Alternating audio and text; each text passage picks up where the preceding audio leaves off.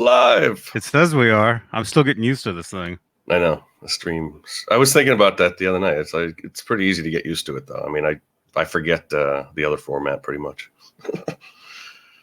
it's that easy. Okay, there we are. How's everyone doing? Still cool. I'm good. How are you? Doing all right. Fighting a cold, but that's what happens, you know. It's that time of year. Wow, man. Yeah, we'll get better soon. Lots of fluids and just taking it easy. Mm-hmm. So, who we got out there?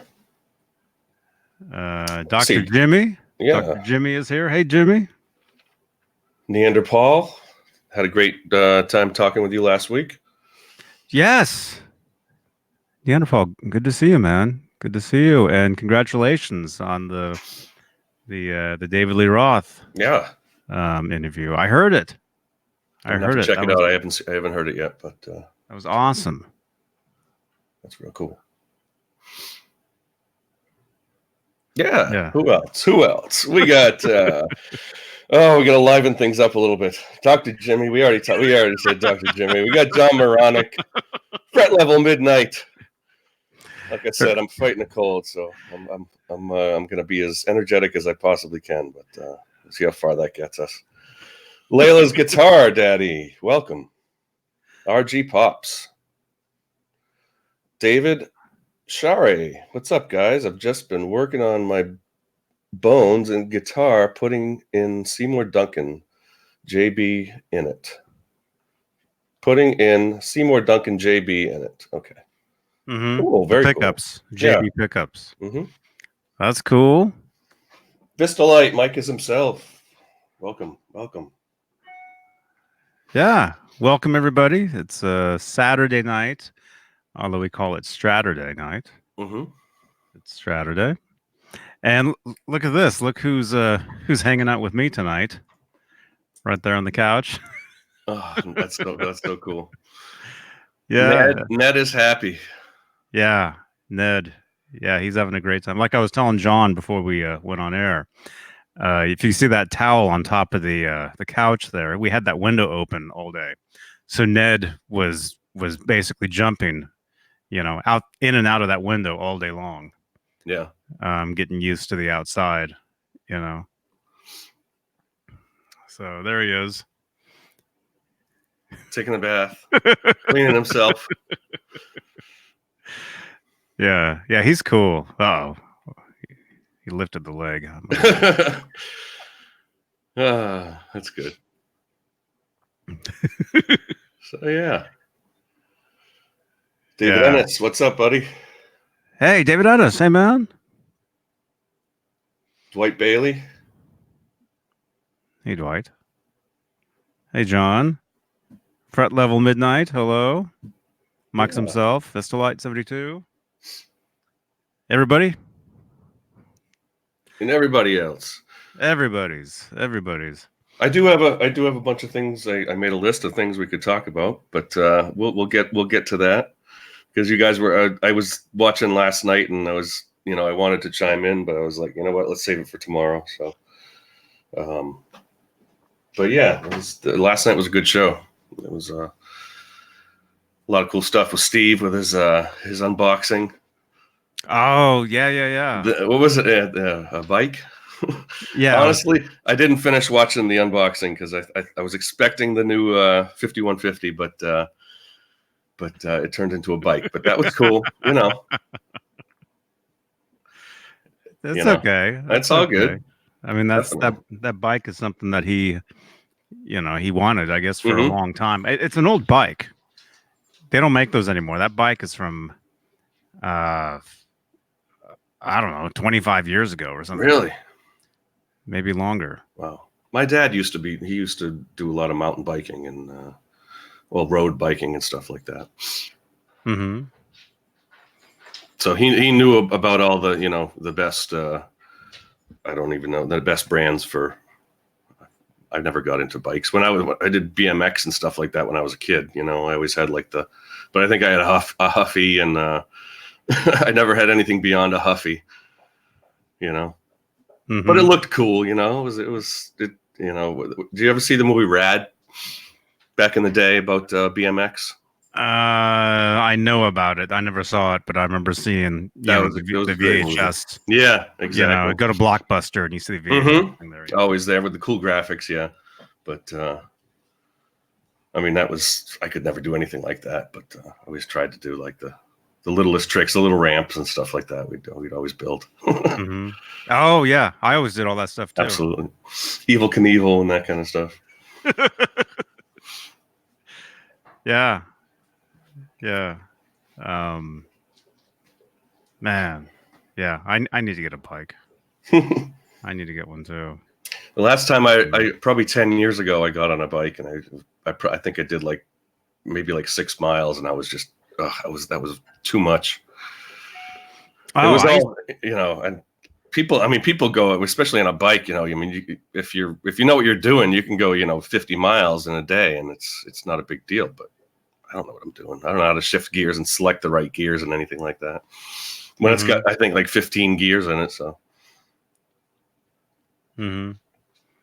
Yeah, I used to ride a bike all the time. And oh look, he's going back to sleep. Ned, there he is. Ned and Howie seem to get there he is. Oh, stretching out. There you go. Oh man, I mean, just to get inside his head for a minute, and he must feel so comfortable and just like, you know what? I mean, if he, you know, had a rough life earlier, when, you know, in the past couple years or months, whatever, and then compared to now, it's like, oh man, must be just heaven. Yeah. Watch this. Oh, he's at the door. Yeah, him and Howie. Yeah, they've been getting along great. That's good. That's awesome. Just looking at him, like, what's going on? Oh, he's going that way. So you were talking about some of the books that you got last week, piano books and some jazz books and stuff you were talking about. Yeah, it was just some free books that I picked up, and one of them was on you know, the history of jazz. One of them is on 80s, I think 80s rock or something. Well, let's see. You know? You have them there. Yeah, I can. Yeah, let me grab them. Let me get them. Hang on. Or I'll how do I do this? I'll do that. All right. I we watched the Niels Lozauer documentary the other day, and I get some screen caps from that. So all those pictures behind me are from the great Niels Lozauer. And the documentary is very Van Halen heavy. So that was really kind of his premier band, that whether he took to them or they took to him. And they discussed that. I mean, it was mutual, and they really respected and partied and loved hanging out with each other, and still do.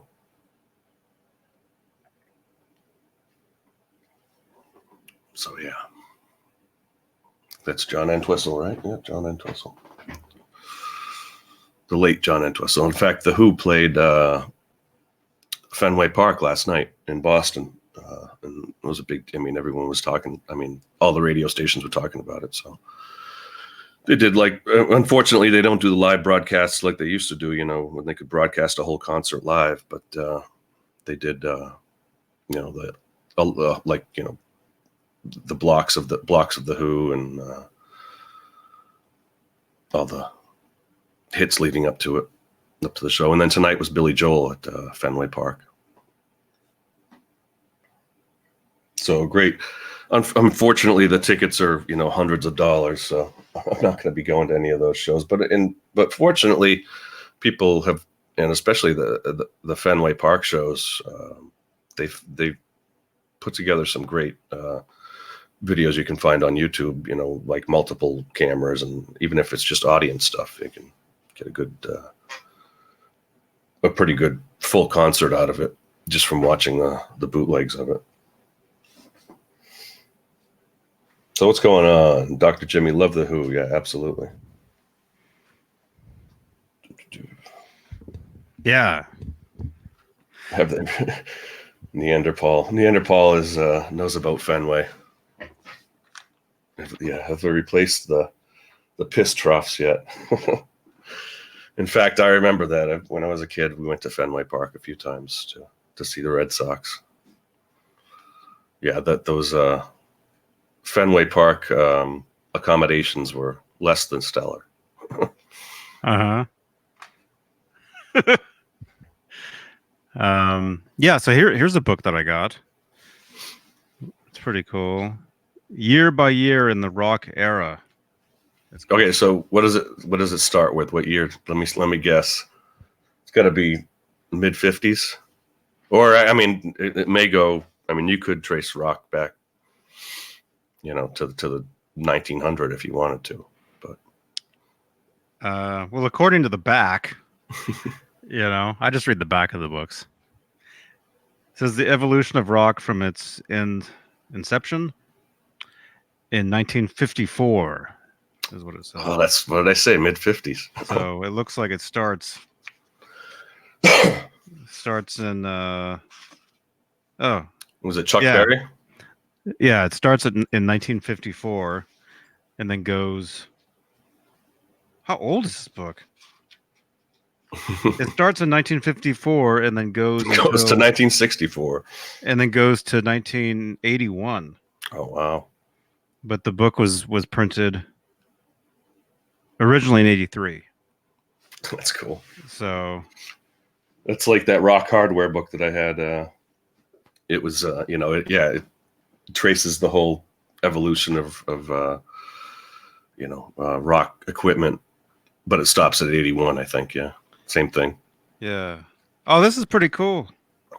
Feels like there's some sand in here. I think somebody took this to the beach. I think this book was at the beach or something.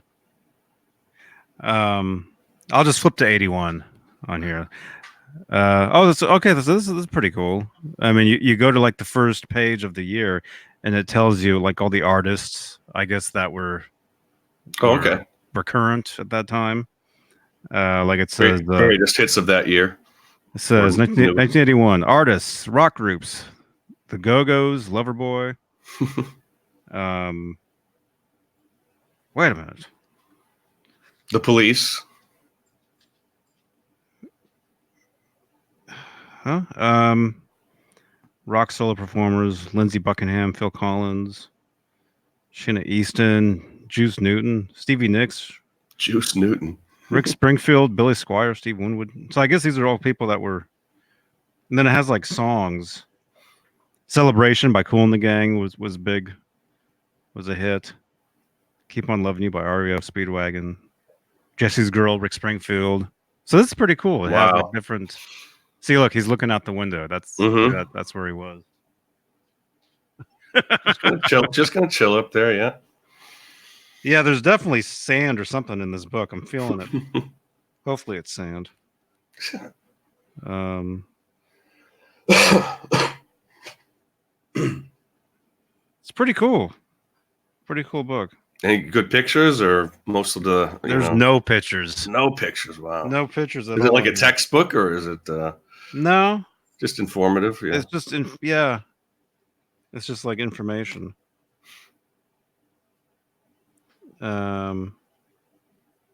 This book helps to recapture that special feeling for all of us who lived or grew up in the rock era. That's what it says on the back. So it's pretty cool. Anyway, that's something I just picked up. It was free. That's cool. There's always a little tidbit in there that you may not have ever heard of, or something you learn. Yeah. No pictures though, so that's that kind of sucks. It's kind of weird that way, but otherwise, it seems pretty cool. Where's Captain Smith?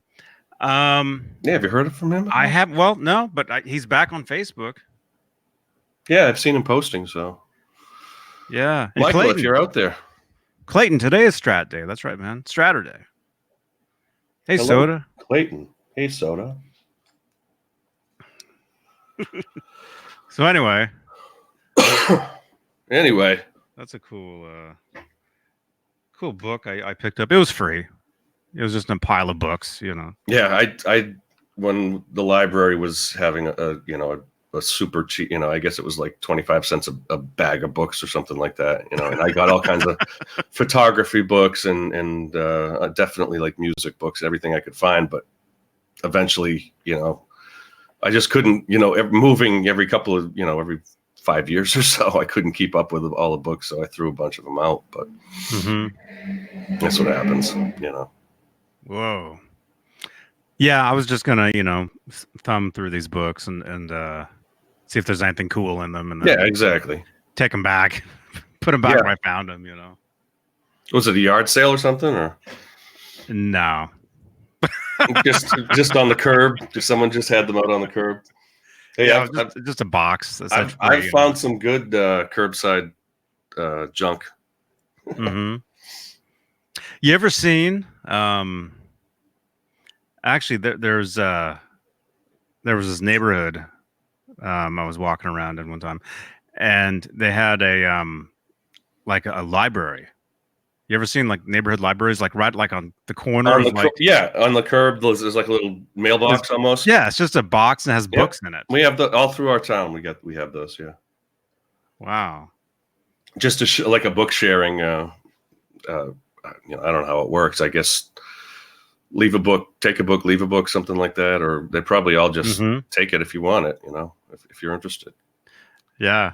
Because nowadays, everybody's throwing out their books, just obviously because everything's online, and if you want to read a book, half the time it's something you're reading online. So, Well,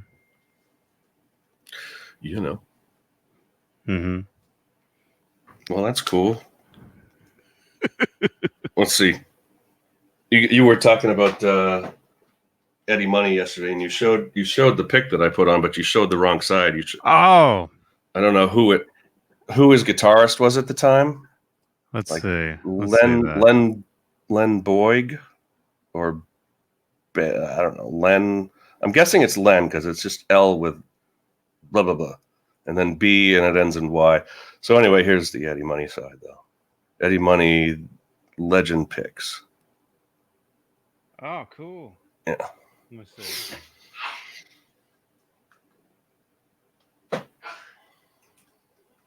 God bless you. Thank you. She got it too, huh?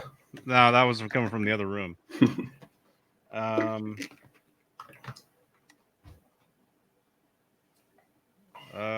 looking. Who played? Oh yeah, I tried to find it. It was. I think he used a touring band. I don't think he recorded with some great. I think it was Kenny Aronoff, and I don't know who. If he had a really famous guitarist, but he had his studio regulars, and then I think he had a different touring band that he went with.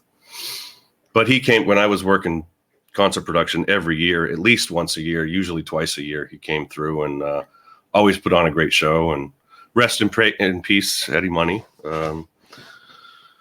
But a lot of every year you could always count on a good show from him, and he'd hang out for the week and on the beach and with his family and everything. He always toured with his whole family. So it was always a good show. So this was up until 2003 that I worked there. So I don't know. I'm sure recently he's kept it strong. So, and because he tours every year, so even since then.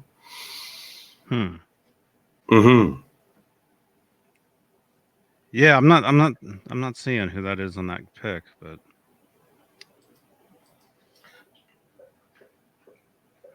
yeah, man, the Discord was going crazy last night. Yeah, people are getting back into it for a little bit. Yeah, I did. Yeah, people were getting back into it. It was insane. And then all day today, I woke up and there were people posting in there all through the night. 30 messages, yeah. And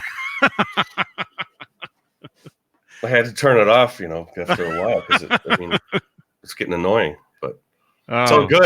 Hey, if it's getting people over there, that's the whole purpose. So yeah, they're doing what they should be and having fun over there. Yeah, and it was great. It's great. I definitely That's what I want. I want, the Discord, people to be in their posting stuff and in there, while we're doing this, to be in there and to be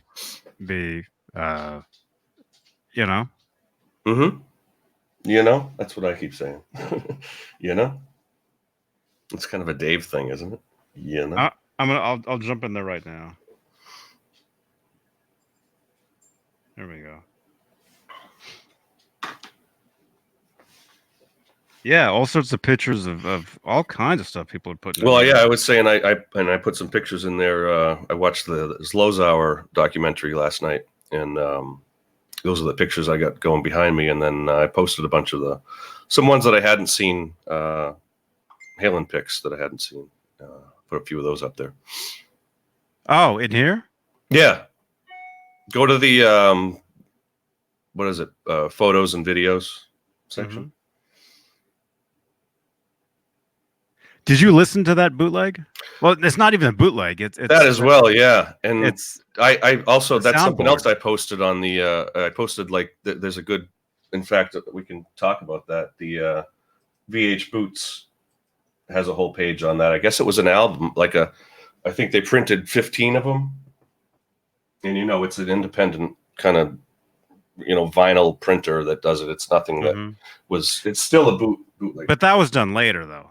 Right. That was done more recently. Yes.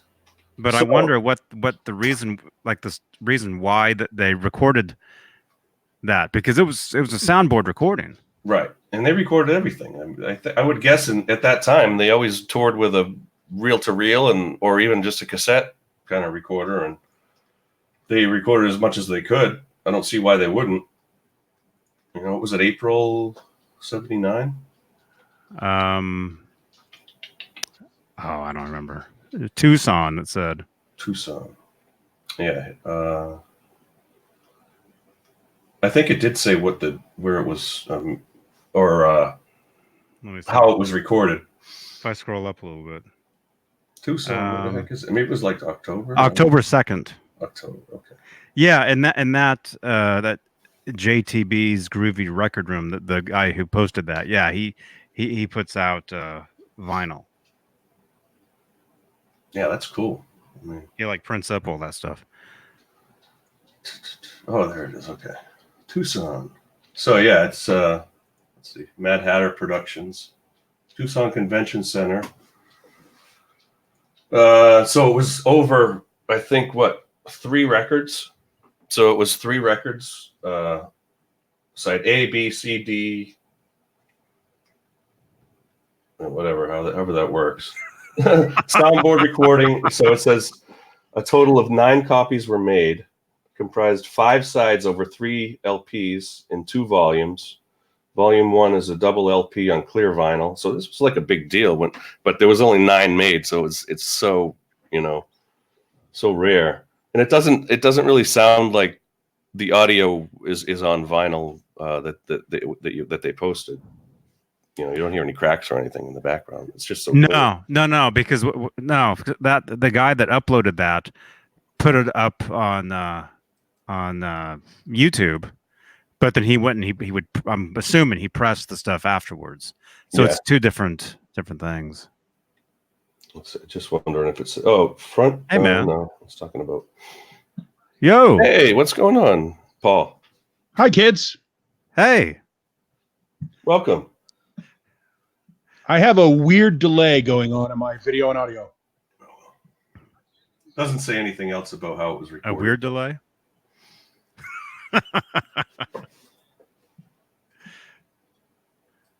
All right, I'm better now. But yeah, that was an excellent and welcome from Arizona. Anyway, how close are you from Tucson? I'm a couple hours away. Tucson is it's 130 miles south of us. We were just talking about a Van Halen recording from '79 in Tucson. Oh, yeah, excellent. That Johnny had found and posted it in the Discord, and I listened to it last night. Excellent, one of the best. Did a board mix? Yep. Yeah, definitely sweet. From the board. And there's a lot of stuff that they were still really kind of trying everything out, and a lot of I don't want to call it experimentation, but a lot of just little different things that they were playing between songs and just having a lot of fun. And very fast. They played everything really fast too. Well, Cocaine will do that. Yeah, yeah. In the middle, allegedly, or towards the end of that '79 tour, I'm sure they were just having a lot of fun. Yeah, I mean, and let's face it, when you're on your first tour or your second tour, you don't have a whole lot of material. I mean, it's not like they're going to go and crank out covers, like cover after cover like they did back in the clubs. Well, let's see. What did they play? Anything out of the ordinary? That they did do Growth, which was coming up on the Children First upcoming album. But everything else, straightforward. Oh, one and two. I haven't heard the whole thing yet. I've only heard like half an hour into it. How long's the set? What is it? It's the audio is an hour and a half. Hour and a half, yeah. Wow. So it was. Is that like a FLAC file or you got it on vinyl? The one that I got was just off YouTube. But there are, I'm sure you can find it on. The person that uploaded it to YouTube, they also pressed it on vinyl. Trading sites. Yeah. Do you, Paul? Do you do any of the trader sites? Some of the torrent sites. I haven't done that in a long time. I'm actually, the Uncomp that came out years ago, that 4-CD Merry Melodies thing. Mm-hmm. I helped finance that way back when. Is that right? Oh, cool. Yeah. No. I traded for years. I have, all the DATs of the unreleased compilations and all those stuff. Yeah, no, I've got all that stuff. I've got probably behind me. No, it's to here. Ooh. Over Let's here, see some of your collection if you get over here. Hold on, let me pull out some. What do I have on disc? I have here's the one I don't remember. This one. Yeah, there you go. Looney Tunes. The Looney Tunes one, the 4-CD set. I have the digital version, but you got the real version. That's cool. Yeah, there's the whole list of everybody responsible for it. So as long as the statute of limitations. Bozos. Yeah. I remember that. I remember that. Yeah. Somebody sent me. Somebody sent me like a CDR version of that. Mm-hmm. Let's see. Let's grab all the Van Halen. Fret Level Midnight. Thank you, man. I'm gonna grab some Van Halen for you. Let's see. We've got. Look at all the people here tonight. Does it so? Yeah, where were they from? It just says tracks recorded live in USA 78 and 83. Okay, so it's probably South America or Us Festival. It's probably some of that. Yeah, it might be Argentina, Montevideo. Then of course we've got somebody sent me a CDR of the Complete Zero. Another great rare collection. We got Blueprint. Yeah, I had that one. I remember that one. Let's see. It's funny. I still have CDs because years ago I was moving across country from California back to Massachusetts, and I had one of the first generation iPod 15 gig. Back when 15 gigs was supposed to be big, with the monochrome, screen and all that shit. And so I was going to just put everything onto a digital and put it all on the iPod, and not realizing that would brick someday. And so I didn't. So, if we want to, you can see this rack here next to me, but we can also go, if we really want to, and go all the way over there and grab all those CDs. And oh, man. Yeah, you must have some good stuff working in radio for so long. Yeah. So I've got some crap. Let's see. Let's go back to the Van Halen. You guys might see the dogs again. So we have. What is this? This is covers band from Pasadena. Yeah, I had that one too.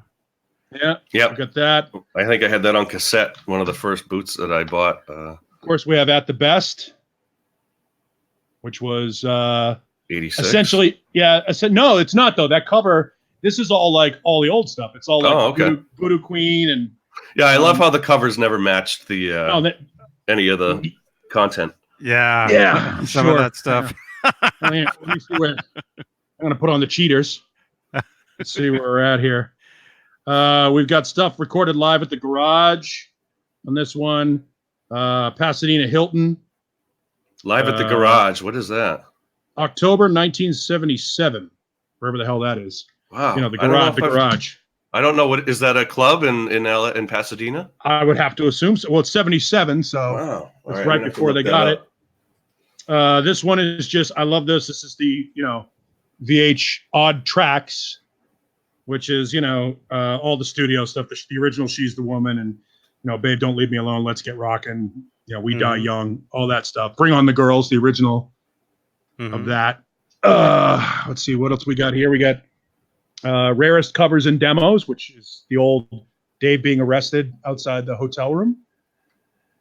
But it's basically all covers. Dave is back, Rarest Covers and Demos. And Dave wasn't back at that point. But this has like them doing Beer Drinkers and Honolulu Baby. Honolulu Baby, yeah. Yeah, let's see if I can straighten that thing out so you don't get the dogs. Honolulu Baby and Black Star. Remember those? Remember the ones that everybody thought was Van Halen, but it wasn't. Wasn't it Lynch? Yeah, it's George Lynch, allegedly, yeah. Yeah. I'm sorry, I'm trying to fix this camera again. This is the stupidity of my Civic Pride. Go with Civic Pride, the old Pasadena Civic. One of the many different versions of that are out there. Yeah. I always thought that was the best recording. The Pasadena Civic 77. Here's the this one is actually still available if you look around certain. I don't know what happened here, but whoever the label is that runs this, if you go to, I bet you could probably find it at Amoeba. It's just called Van Halen in the Club, and this was Golden West. It's the Golden West Ballroom Show. But for whatever reason, I don't know what happened here, but there's a label that is able to press a whole bunch of bootlegs out now. You'll see them. There's a bunch of AC/DC ones. There's one like a 3 CD collection called Transmission Impossible, which I have here somewhere. But there's this label that apparently, I don't know if they've got some sort of a copyright has expired or some sort of thing, or maybe because Warner Brothers used to own this stuff and they're not on Warner anymore. I don't know how it is, but these things are being pressed now. You can find this one, and I think you can find one of the Argentina shows are being pressed right now and sold. And sold in actual record stores. Yeah. And you know what? It's all from the VHS bootleg video, and it's not the best audio by any. It's mono and everything else. There's your On Fire in Fresno. Yeah. Yeah, I had that one. That's a good one. Sonic Tokyo. So, Eyes of the Night. Oh, Still have that one. Still have that one. I had that. Yeah. This one is. This is from the 04 tour in, I think, Worcester, Massachusetts. And, obviously that was just a nightmare. Somebody gave me that. Somebody sent me that in the mail. It's 2 nights. I have both nights of that show. Wow. In 2004. This one's just labeled unreleased, which I'm guessing is it's like That's Why I Love You and some of those other tracks that didn't show up. 5150 Leftovers, which has, Act Like It Hurts and a couple other songs on it.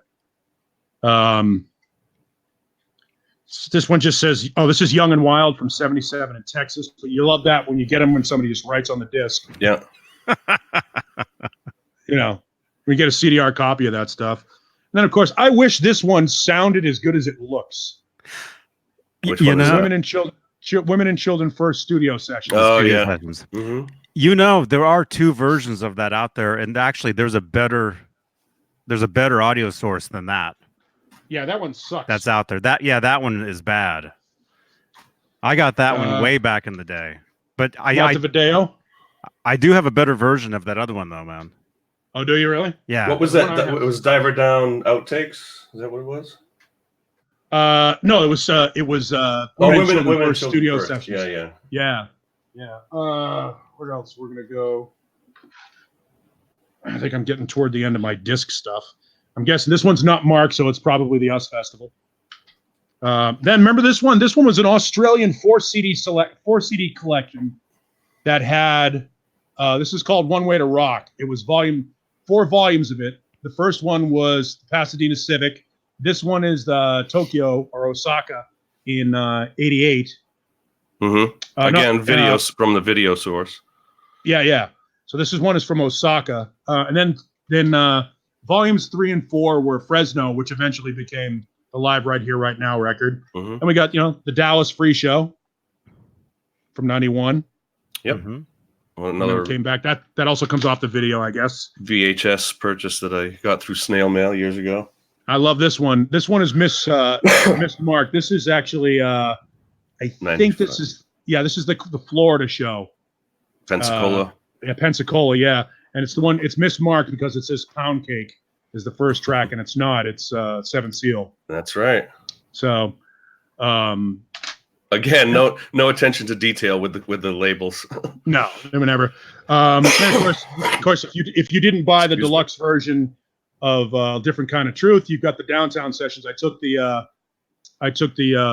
audio off the video, so for all the unplugged tracks, in case you wanted to use that. That was a cool bonus, definitely. Yeah, that was what was worth buying it for. Mm-hmm. This was a radio show that a buddy of mine, a company called the Album Network, did a premiere during the Greatest Hits when they did the Best of Volume 1 type deal. Yep. So this was sort of an interview thing. A buddy of mine named Tommy Nast conducted an interview. And then I got these just recently. These are 2013. One's a DVD and the other one's a Blu-ray.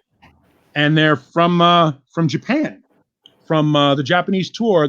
I'm guessing the audio sources are what made Tokyo up Dome. Yeah, well, what made up the Live at Tokyo Dome. So one of them is a DVD and the other one is a Blu-ray. I don't own a Blu-ray player. Yeah, there's some people have put together great, because that Tokyo Dome show was, just raw, and it was, Right. From beginning to end. Some people, put together some great video footage from the actual shows and combined cameras and everything. So on YouTube, and I'm sure, a Blu-ray would be really cool to see. Highest definition, 2000, what was it, 13? Yeah, and I used to have some Van Halen 3 material with Gary, but who wants to keep that?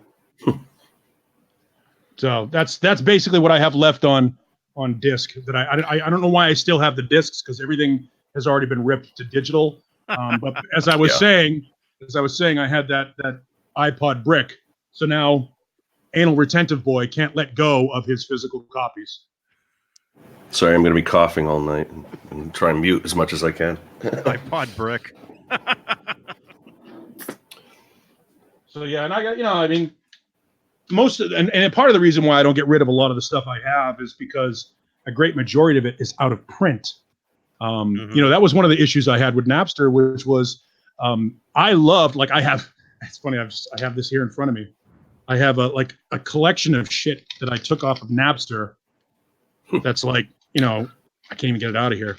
How's the sound quality on that stuff? Because they were able to get pretty good sound quality back on Napster stuff. Was it, or wasn't just MP3s, or I don't even remember. It was MP3s, but you could get one of the great things about Napster. Wow, am I the old man here? Am I the guy that right back when Napster was a thing? No, we all went through it. I just didn't have at the time. I didn't really have the. I never was connected online at the earliest days of Napster. I'd be scared to put that thing on your computer. No, it was all good. This was, I got it. I was an early adopter. But this one, this one's like classic rock, and it's all shit that's out of print. Napsternative. It's all like alternative stuff. It's like, look, if the record labels wanna press a copy of Fisher Zed's Going Deaf for a Living on CD for me to buy it, sure, I'll buy it. Like that was the problem with Napster is people were using it for the wrong thing. They were sharing unreleased stuff and leaking albums and stuff like that, as opposed to sharing stuff that's out of print that you couldn't buy even if you wanted to. Like if a record store wanted to carry some of this stuff, then I'm sure people would have bought it. But that was the beauty of Napster. That was the good part about Napster, is when people started leaking records and you started getting albums before everybody else. That's why, I didn't even trust this we talked about the new Tool record last weekend. I didn't trust the new Tool record because way back when they were talking about how they were going to release fake tracks just to fuck with people on the digital world. So I'm they were going to release all these tracks and leak the album, and it wouldn't be album. It'd be all these children's songs or some shit like that. Yeah. So yeah, that's why I keep my stuff, and I've got a ton of shit that's out of print, that you'll never Like I was listening to Jailhouse this week. Why would you do that? You ever hear of Jailhouse? No. There's a reason. It's Amir Durock's band after Rough Cut, but before he joined Orgy. And by the way, your name is I'm Here to Rock. Stop it. Amir to, like I didn't even see it when I was a kid. Like, Amir to Rock. Okay, I got you. Amir to Rock. AmirDerakh. Oh, he must be Middle Eastern. And then at one point I realized, holy shit, the guy's name's I'm Here to Rock. Jeez. I wish abject failure on him just for his name. So yeah, so that's I have ridiculous things. What was I listening to today? A band that never made anything called Pulse Ultra. They're like tool of the moment. That's what I do when I get bored. I don't want to listen to the radio. I'm on the radio. I don't want to listen to the radio. So I just grab like this obscure stuff and throw it in my CD player and listen. I'll have you know I'm blowing off Eric Clapton tonight to be here. Oh wow! I don't care about Eric Clapton. Seriously, he was just here. He was. I think he was in San Jose a couple nights ago or something. Yeah. He's doing his tour, and then I guess next weekend he's got that the Crossroads Guitar Festival. He'll be in Dallas doing the 2 nights in Dallas. That's kind of a cool thing because that is cool. Yeah, his fundraiser, and he'll have like Gary Clark Jr. and John Mayer. John Mayer actually playing guitar instead of his pop shit. And like all these great guitar players on stage with him, and he's sort of like an MC. Yeah. Buddy Guy, who's, I guess, the last of the bluesmen. I mean, he's the last one. Yeah. 83, 84 years old, still playing. Good for him. Mm-hmm. That's cool. Yeah, Soda. I like the Pulse Ultra record, but it didn't do anything. The record's called Headspace. Johnny, you were going through your picks last night. What up, Caleb? I was going through mine. Hey, Caleb. I do have a good Buddy Guy pick somewhere. Oh, yeah? I've shown it before. You have a Buddy Guy pick? Good for you. Oh, yeah. I have a few, but I've gotten... Man, I wish I had all the picks that I was able to score from when I worked at the casino. I don't know if... I think I still have a little baggie of picks somewhere. Man. I have Sammy's pick from the 5150 tour. Cool. I have Eddie's pick from the OU 812 tour. I have Michael's pick from the Fair Warning tour. I've got like a little shadow box somewhere that my ex-wife kind of put together with the. Yeah, exactly. You put them in a little can. You give them the respect they deserve. I think mine are in a Ziploc bag. It's the Wampa. Oh yeah. Yeah. I should have pulled them out. I was looking through them all yesterday, and I should have just pulled them aside. There was some really cool ones that I hadn't remembered that I had. Mm-hmm. Anyway. Yeah, no, I mean it's funny too. We still have that affinity as grown ass adults for guitar picks for people. There you go. That's a unique. I mean, yeah, Jeff cool. Healey. I don't know. Is that crap? All right, now I'm gonna have to go dig. If I can dig out some picks. We'll play. Name that pick. Does it? I don't know if it's actually Jeff Healey's pick though. A lot of them, I would just grab on stage. It doesn't look like Jeff, unless, well, he probably had problems writing his name. But that looks like a blind guy's signature. Yeah, it's exactly. Yep. It's exactly like how a blind guy would. Yep. So that's definitely a Jeff Healey. Oh my god. Original. Here you go. Here's a fun. Rest in peace. Rest in peace, Jeff Healey. Great. Do you remember the milk ad? Oh yeah. Yeah. Yeah. This was like a Tower Records. Tower Records. It's like a Tower Records card, like a postcard. I grabbed the entire thing. Of these? Yeah. Back in the day when those were at Tower Records, I grabbed them all. I had the poster, huge stack of those. Yeah. David Ennis, thank you, man. Hey, Jay, you ready?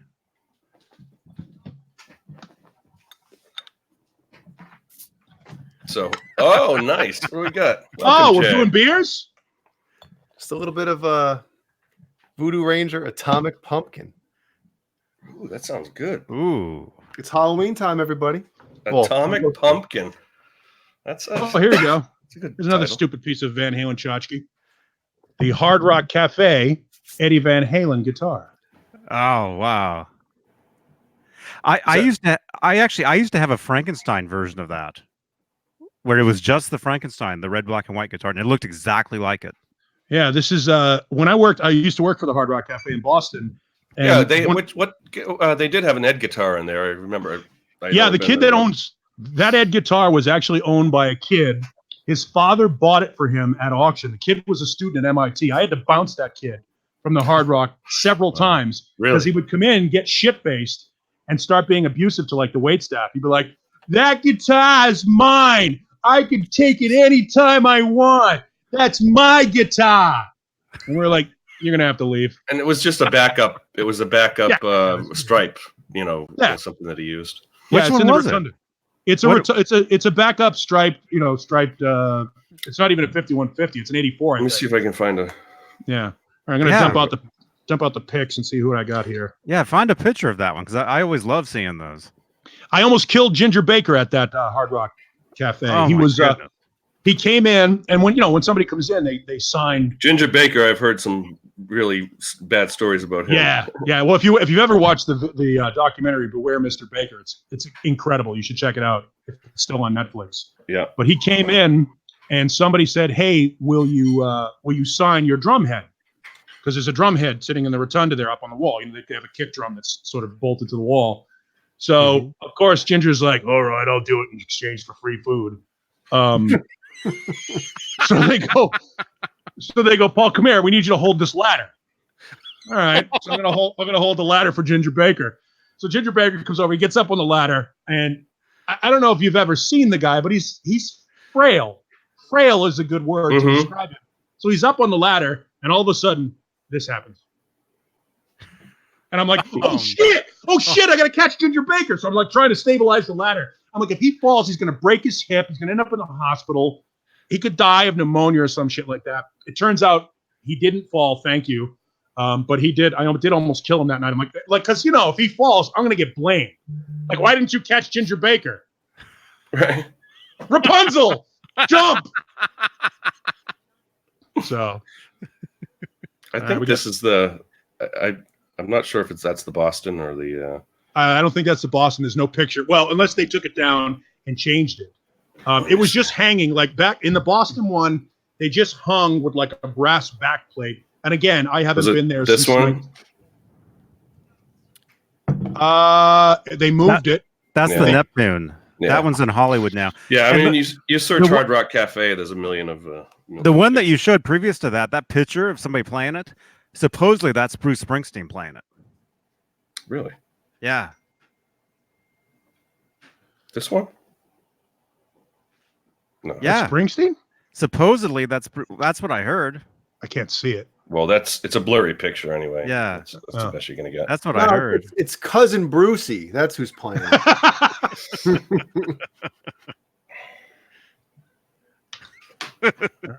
I have multiple Frank Hannon picks. If anybody wants a Frank Hannon pick, I wonder if I'm related to him somewhere down the line. Probably. What, Frank? Yeah. Well, but your name is Jay. Yes. Some picks. Tesla was at the House of Blues in Myrtle not too long ago, and I wanted to go and be like, "Hey, man, are we related?" But he'd probably be like, "Dude, it's not even funny." Who the hell are you? No, he'd be cool. Frank is so laid back. He's your typical Northern California sort of hippie. Mm-hmm. Probably say something like that. Nah. That's the Buddy Guy pick I was looking for. It says "Go fuck yourself" on Buddy Guy's pick. Yep. That's beautiful. There you go. There's the Big Four in Indio. Oh, cool. So from when we went to that, the Metallica went to that show. That was kind of fun. Anthrax, Slayer, and yeah. Stanger, got a Stanger pick.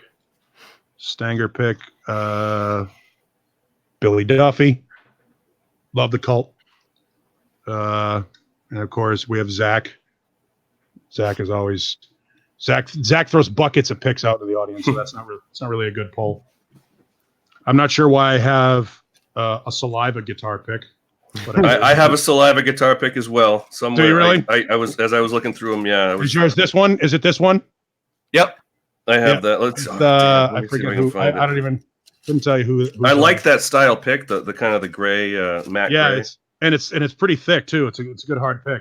In fact, that's a pick I would probably keep out and use to play. because I couldn't tell you who the guy is. And here today, gone later today seems appropriate. There. Oh, that's not it. We got the Nuge. Yeah, I got a Nuge. Oh, Got man. the Nuge. Is this Nuge one? No.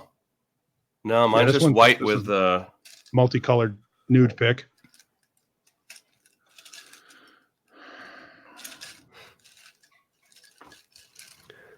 I have no idea who this is.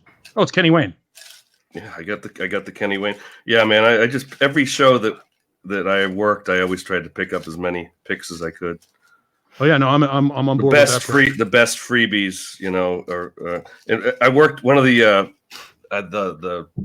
promotions manager at the club that I worked at. One, you know, rarely would she go out and actually, you know, kind of like, you know, mingle with the bands or anything, mingle on stage. But after the show, I think it was Magic Dick. Is he the? Right. He's the guitar Harmonica. player, right? Or the harmonica? No, Jay Giles was the guitar player. She went on stage after their set and gave a bunch of his harmonicas out to the audience. Like, she had no clue. Like, he obviously, you know, he you can throw guitar picks, but you can't throw out harmonicas. But she gave out like 2 harmonicas to the crowd, not knowing that, you know, Who did this? Magic. The promotions manager at the club I worked at. I wonder if she's ever done the harmonica, if you know what I'm talking about. Yeah. Like the ping pong ball. Yep. These are my 2 favorite guitar picks. Jerry can't. Who is it? Larry Mitchell. Oh, Larry Mitchell. There you go. Yep. Nice. He has not had these guitar picks probably since the early 90s. That's on the cover of one of his albums, right? Yeah. So this used to be his logo back in, like, you know, 90, 91, 92, that era. And I was lucky enough that Dave had a couple of, because I asked Larry, I was like, Larry, you got any of your old guitar picks? He's like, nah, man. So Nesdal had a couple laying around, and he sent me, I think, 4. So, By the way, John, I think this is the Ted pick you're looking for. Yeah, I mean, The Blood Brothers one. I'm sure. Here you go. This one might be my favorite. You can't really see it. Bring it in closer. yeah, bring it in close. All right, Little now pull close. it away slowly. And come on. Who is it? Angus. Puppy? Oh, awesome. Is it the It's a little devil. Yeah, the yeah, little devil. yep. Oh, is this the? Please welcome crap. Ace to the program. Hi, Ace. Hi, Ace. No soda. Shemaine Nugent is not on the back of the pick, but she did give me one of her books, and she is featured prominently in it. And because I know Ted Nugent is carrying a gun with him at all times, It's his daughter, right?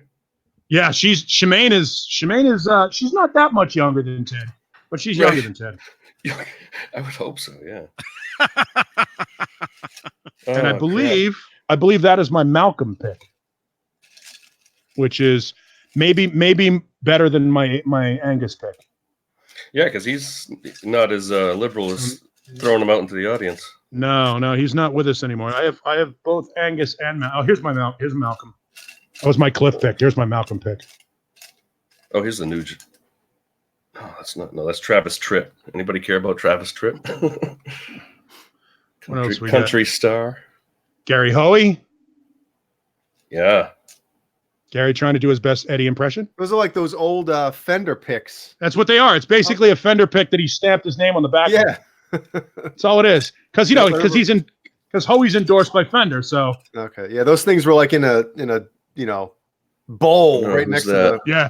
Yeah. Oh, Yeah, look, see, there it is. exactly. Yep. Look, boy, that's really rare. I got several of those. At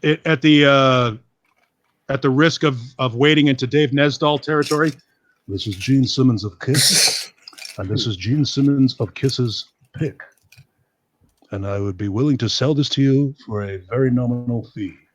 Another Fender. Look at me. I got a bunch of them. Yeah, Yeah. see, Absolutely. They're called confetti picks, is what they're yeah. called. What I is got a this? bunch of heavy ones. I bought extra heavies. Oh yeah. I have a third different Nugent pick, another one, because why Yeah, wouldn't I? he loves throwing them out. Another Black What do Label we pick. Leonard can't Skinner. Leonard Skinner. I think that's Leonard Skinner, right? Oh, Vintage Trouble. Sweet. Have you ever listened to Vintage Trouble? Cool band. Not familiar with them. Like a soul R&B band. There's the Saliva pick we were looking for. Yeah, it's the exact same one. Yep. There you go. Mighty Mighty Boss Stones. It's funny you mentioned that. I just bought all the Street Dogs CDs. You know who the Street Dogs are? Street Dogs are Can't say that I do. Former lead singer for the Murphys. Moved to Dorchester and did a band called Street Dogs. They're kind of a punk band. Brian Wheat from Tesla. Another Gary Hoey, because why not? And I think that's about it. Rick Nielsen. Oh, nice. Good call. I had several of his. I mean, he's another one who just threw tons out. And I actually got to strum his 5-neck guitar. Oh, that's awesome. Yeah. Now, I won't say I played it, but I strummed it. You know, what would be great is this. All these are. This is the money you bring to a buy-in poker game, like when we're hanging out and you play poker with guitar picks. with guitar picks. That'd be pretty cool. Yeah. Ben Gosling, I am not joking about the serial number. It is literally. Yeah, that is cool. 0. The serial number on this guitar is F19, which is 2019, 00000. For what? That Ibanez? Yeah. That's by far one of the best serial numbers. I mean, obviously. Dude, I was looking online and I looked on a couple different sites that have like info on Ibanez serial numbers, and they're like, the last whatever years of RGs, it goes in sequential order. Like the first one in the production line is 00001. And I'm like, wait a minute. Well, so what's this? The prototype or something? Like, it's like. Well, you have a rep. I mean, a rep. Did you talk to Ibanez? Right? I'm going to call them and ask them, and see what they say, because it's very strange. It came from the Music Zoo, so it's not like I got it from Ibanez or anything. It's from the Music Zoo, so it's a weird thing. Yeah, that's where I got one of my Charvels from the Music Zoo. Mm-hmm. And they had it for a decent price, so I was like, all right, I'll have at it. Though I guess there's some I saw on eBay. There's the Charvel Art Series, just black and white one. Guy wants like $4,500 for it. You got a case? Not happening. Jesus, that's a lot of money. Yeah, it's not as much as that. It's not as outrageous as that. Oh, it actually is as outrageous as that Ripley we were talking about last week, which is still up on the local Craigslist here. If anybody wants to pay $3,500 for a maple neck Ripley. Wait a second, Johnny. Didn't Steve Anderson want a maple neck Ripley, or was that just a maple neck different Kramer, a different model, right? I don't know. I mean, shit, he just paid $1,000 for a Sammy Hagar bicycle. I mean, $3,500 for a Ripley guitar with a maple neck, right? And it's not Kramer marked either. It's a Ripley. The headstock is branded Ripley on it. So, but I don't know. The guy really seriously wants to sell it, because every time he puts it up, I inquire, hey man, what's going on with the guitar scene? Can you send me some more pictures? And nothing ever comes from it. Yeah. Because I want to see if he's faking the guitar. You know what I mean? Oh yeah, ask for like different pictures with like, hey, do a thumbs up in the picture that you give or something. Just yeah. I've seen it before too, like on eBay or even Reverb, where or something else, or something else up in the picture. But David Nesdall's wall behind it. Let's see today's newspaper. Was it Midnight Run, where Marvin has the newspaper? He takes the newspaper. He's got the Duke in the bathroom. He goes, here, take a picture. I want to make sure the dates. Was it the Oswald photo? No, but I've seen before the same thing, like different listings for a guitar, and it's the same guitar picture. Mm-hmm. It's the same picture, and you're like, wait a second. I saw a listing on eBay for an EVH Wolfgang standard. Mm-hmm. And the picture they used was a picture I took of the guitar at Guitar Center. I did a review of the guitar, and it was the thumbnail for my video. They had that was the picture they used. Oh my God! I love that. I love when that happens. When you see your own shit, and somebody's like going, "Hey, look, I got this." I'm like, really? Where did you get that? Mm-hmm. I've seen Twitter accounts with pictures of like my guitars and stuff. They just use if they're just looking for an example, as long as they say that it's not the guitar that they're selling, if they say, look, not actual guitar, just file stock photo or something. Yeah. I mean, it's not like they're making money off the picture. Mm-hmm.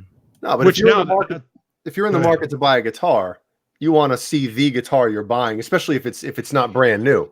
Right. Definitely. Wow. I'm going to use all these picks now. You guys, I dug all these. I've got tons of them. Yeah, of course you do. These are all extra heavies. I bought these before a show up in Sacramento at the Guitar Center years ago. And I just found them in this box. Now, they're brand new, so I'm going to use them. Yeah, why not? Throw them at people. You've got enough. And they're not identifiable. I mean, because they're everywhere. Mm-hmm. Just say Gary Hoey did it. Well, who was talking about that picks that you can't, I mean, that came from a celebrity or someone, back in the 70s before they branded their own picks? That was having some of those rare ones. That was Steve Rosen. Yeah. Steve Rosen collects them. And remember, Jay? Steve Rosen was saying that he had a bunch of pieces of papers with the person's name next to them, and they all got mixed up. Oh. Mm-hmm. Yeah, there's no way you can prove it after everybody played a Fender pick. That's one of the worst things. Like, I don't get pictures when somebody famous comes in to the studio and stuff like that, because it's kind of weird to do that to them, unless we want to do it up on the website or something like that. But like any pictures I have, like I've got, like Zach signed a guitar and gave it to me at one point. Zach Wild, not to name drop, but it's a name drop. But he signed a guitar and he was shit-faced when he signed it. So he signed it like 3 times. So it looks really, really sloppy. And people are like, well, if you try to sell that guitar, you won't be able to authenticate it. I'm like, I'm not going to sell it. But even if I wanted to, I couldn't authenticate it because we don't do a picture. It's not like you sit there and go, hey, can I take a picture of you signing this? Just in case I want to make money off your guitar someday. Mm-hmm. So, you just don't do that. So that whole idea of, and certificate of authenticity, shit, man, you can put one on your, get a good font on your computer. Yeah, print one. It. Yeah, sign it Dr. Rocco Jock Morton. And, official of the authentication of the so-and-so mint, and just go, see, it's got a letter of authenticity, as if that means anything. Right. That's, I wouldn't buy autographed or that kind of stuff, stage used things, unless I knew I could get it handed to me from off the stage. Mm-hmm. Speaking of autograph stuff, as far as guitars, I guess the only way I'd have a guitar player, like let's just say I met Steve Vai somewhere, right? The only way I'd want him to sign the actual guitar itself, like the body, is if I had an Ibanez or an Ibanez gem that was out of commission and it was basically just hanging on a wall for decoration. Otherwise, I'd want him to sign like the back plate or the inside of the back plate or something. Just because for me, I'm not, I would never sell that guitar with that on it, because that's for me. You know what I mean? The back of the headstock is always good. Like they do on the Jimmy Vaughn signatures. His signature is on the back of the headstock. That's kind of neat. Or, obviously the pick guard. Everybody, Yeah, but when sign the pick guard and they can take it off. But when people have like, them sign like here, right, on like a main guitar that they use, I'm like, ooh, like, you can't play it anymore. Yeah, I had a friend of mine that had Joe Satriani sign one of his guitars like that, and then he put his arm on it and he played it like once, and the sweat just smudged everything. I'm like, well, there you go. Yeah, Tommy. People are like, it's a Sharpie, it's not going to come off. Yeah, well, yeah, permanent ink. It says permanent ink. Yeah. Hugh Caldwell had a question before. He asked me, which one would I sell? He said the Ibanez. He has 2 different models in there. Hugh, I'm kind of curious as to, do you have them both and you want to make money? Because I'm not familiar with either one, so I looked them both up. And the RG model, the 255OZ, is which a Prestige made in Japan Ibanez. So that one's obviously worth more money. They made the Prestiges in Japan? Yes. Okay. Yep. The Premium, which is the other one, the first one you listed, that's made in, I believe, Indonesia. So that's obviously going to be, I don't want to say cheaper, but more inexpensive guitar. So if you want to make money, Caleb, then sell the the Prestige. But if You know, they make buy both of them or one or the other, get the Prestige, man. Japanese Ibanez guitars are phenomenal. The Prestige is now made in Indonesia, I think. The newer Prestiges are made in Indonesia. This is Prestige. It's Japan, man. Yeah, no, I understand that, but I think the new Prestiges are in Indonesia, like the Gem 77 FPs or whatever they are. Yeah, that's a premium. That's a premium. Is it? I think. Well, I know. I'm sorry. The Universe, the black and green, the only Universe they make now, production Universe, that's a premium, and it's like, what are you doing, Steve? You should always have, you know, a Universe made in Japan. That's good, Johnny. That's really good. What happened?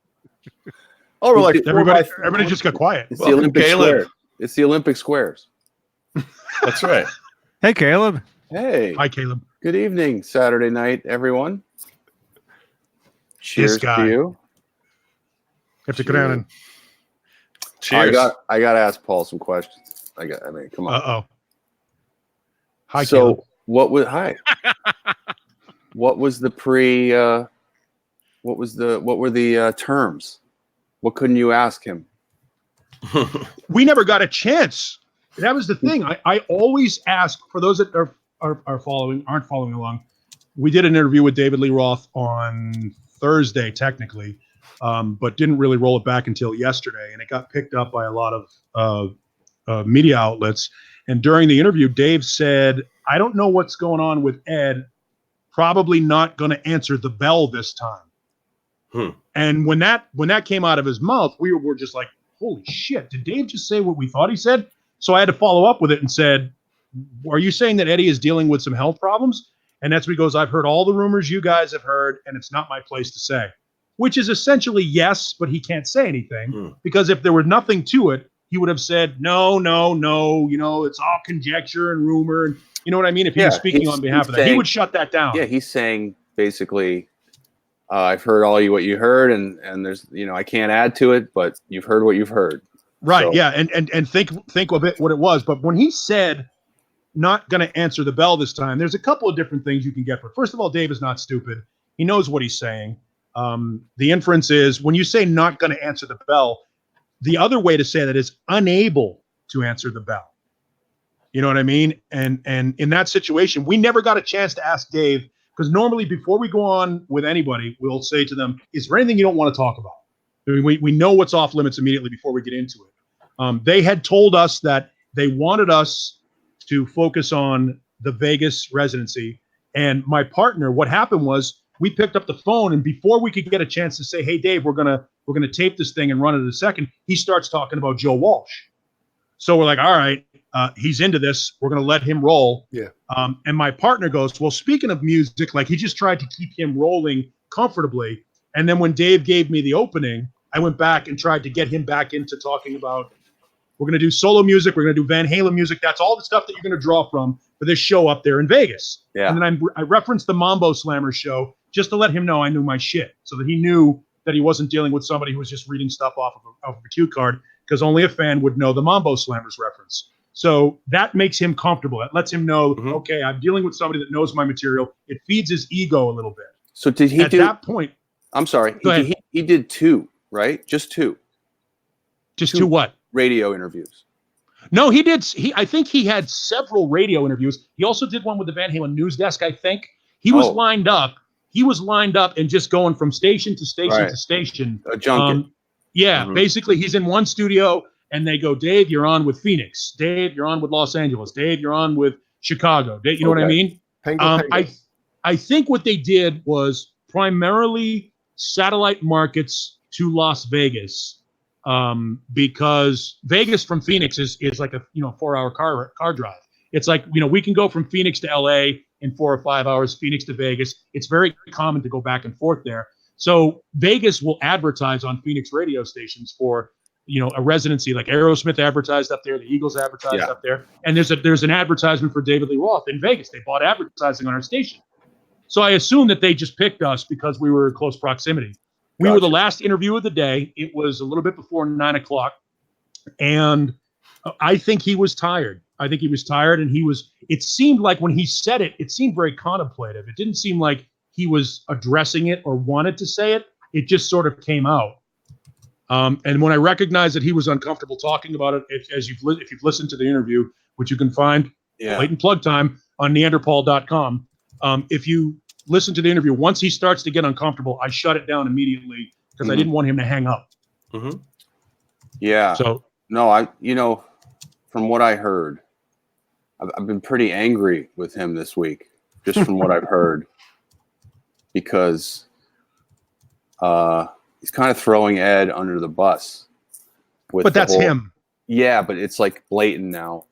It's almost like this is over. Yeah, he's at that point. He's saying things that are like he's not worried about the repercussions. Mm-hmm.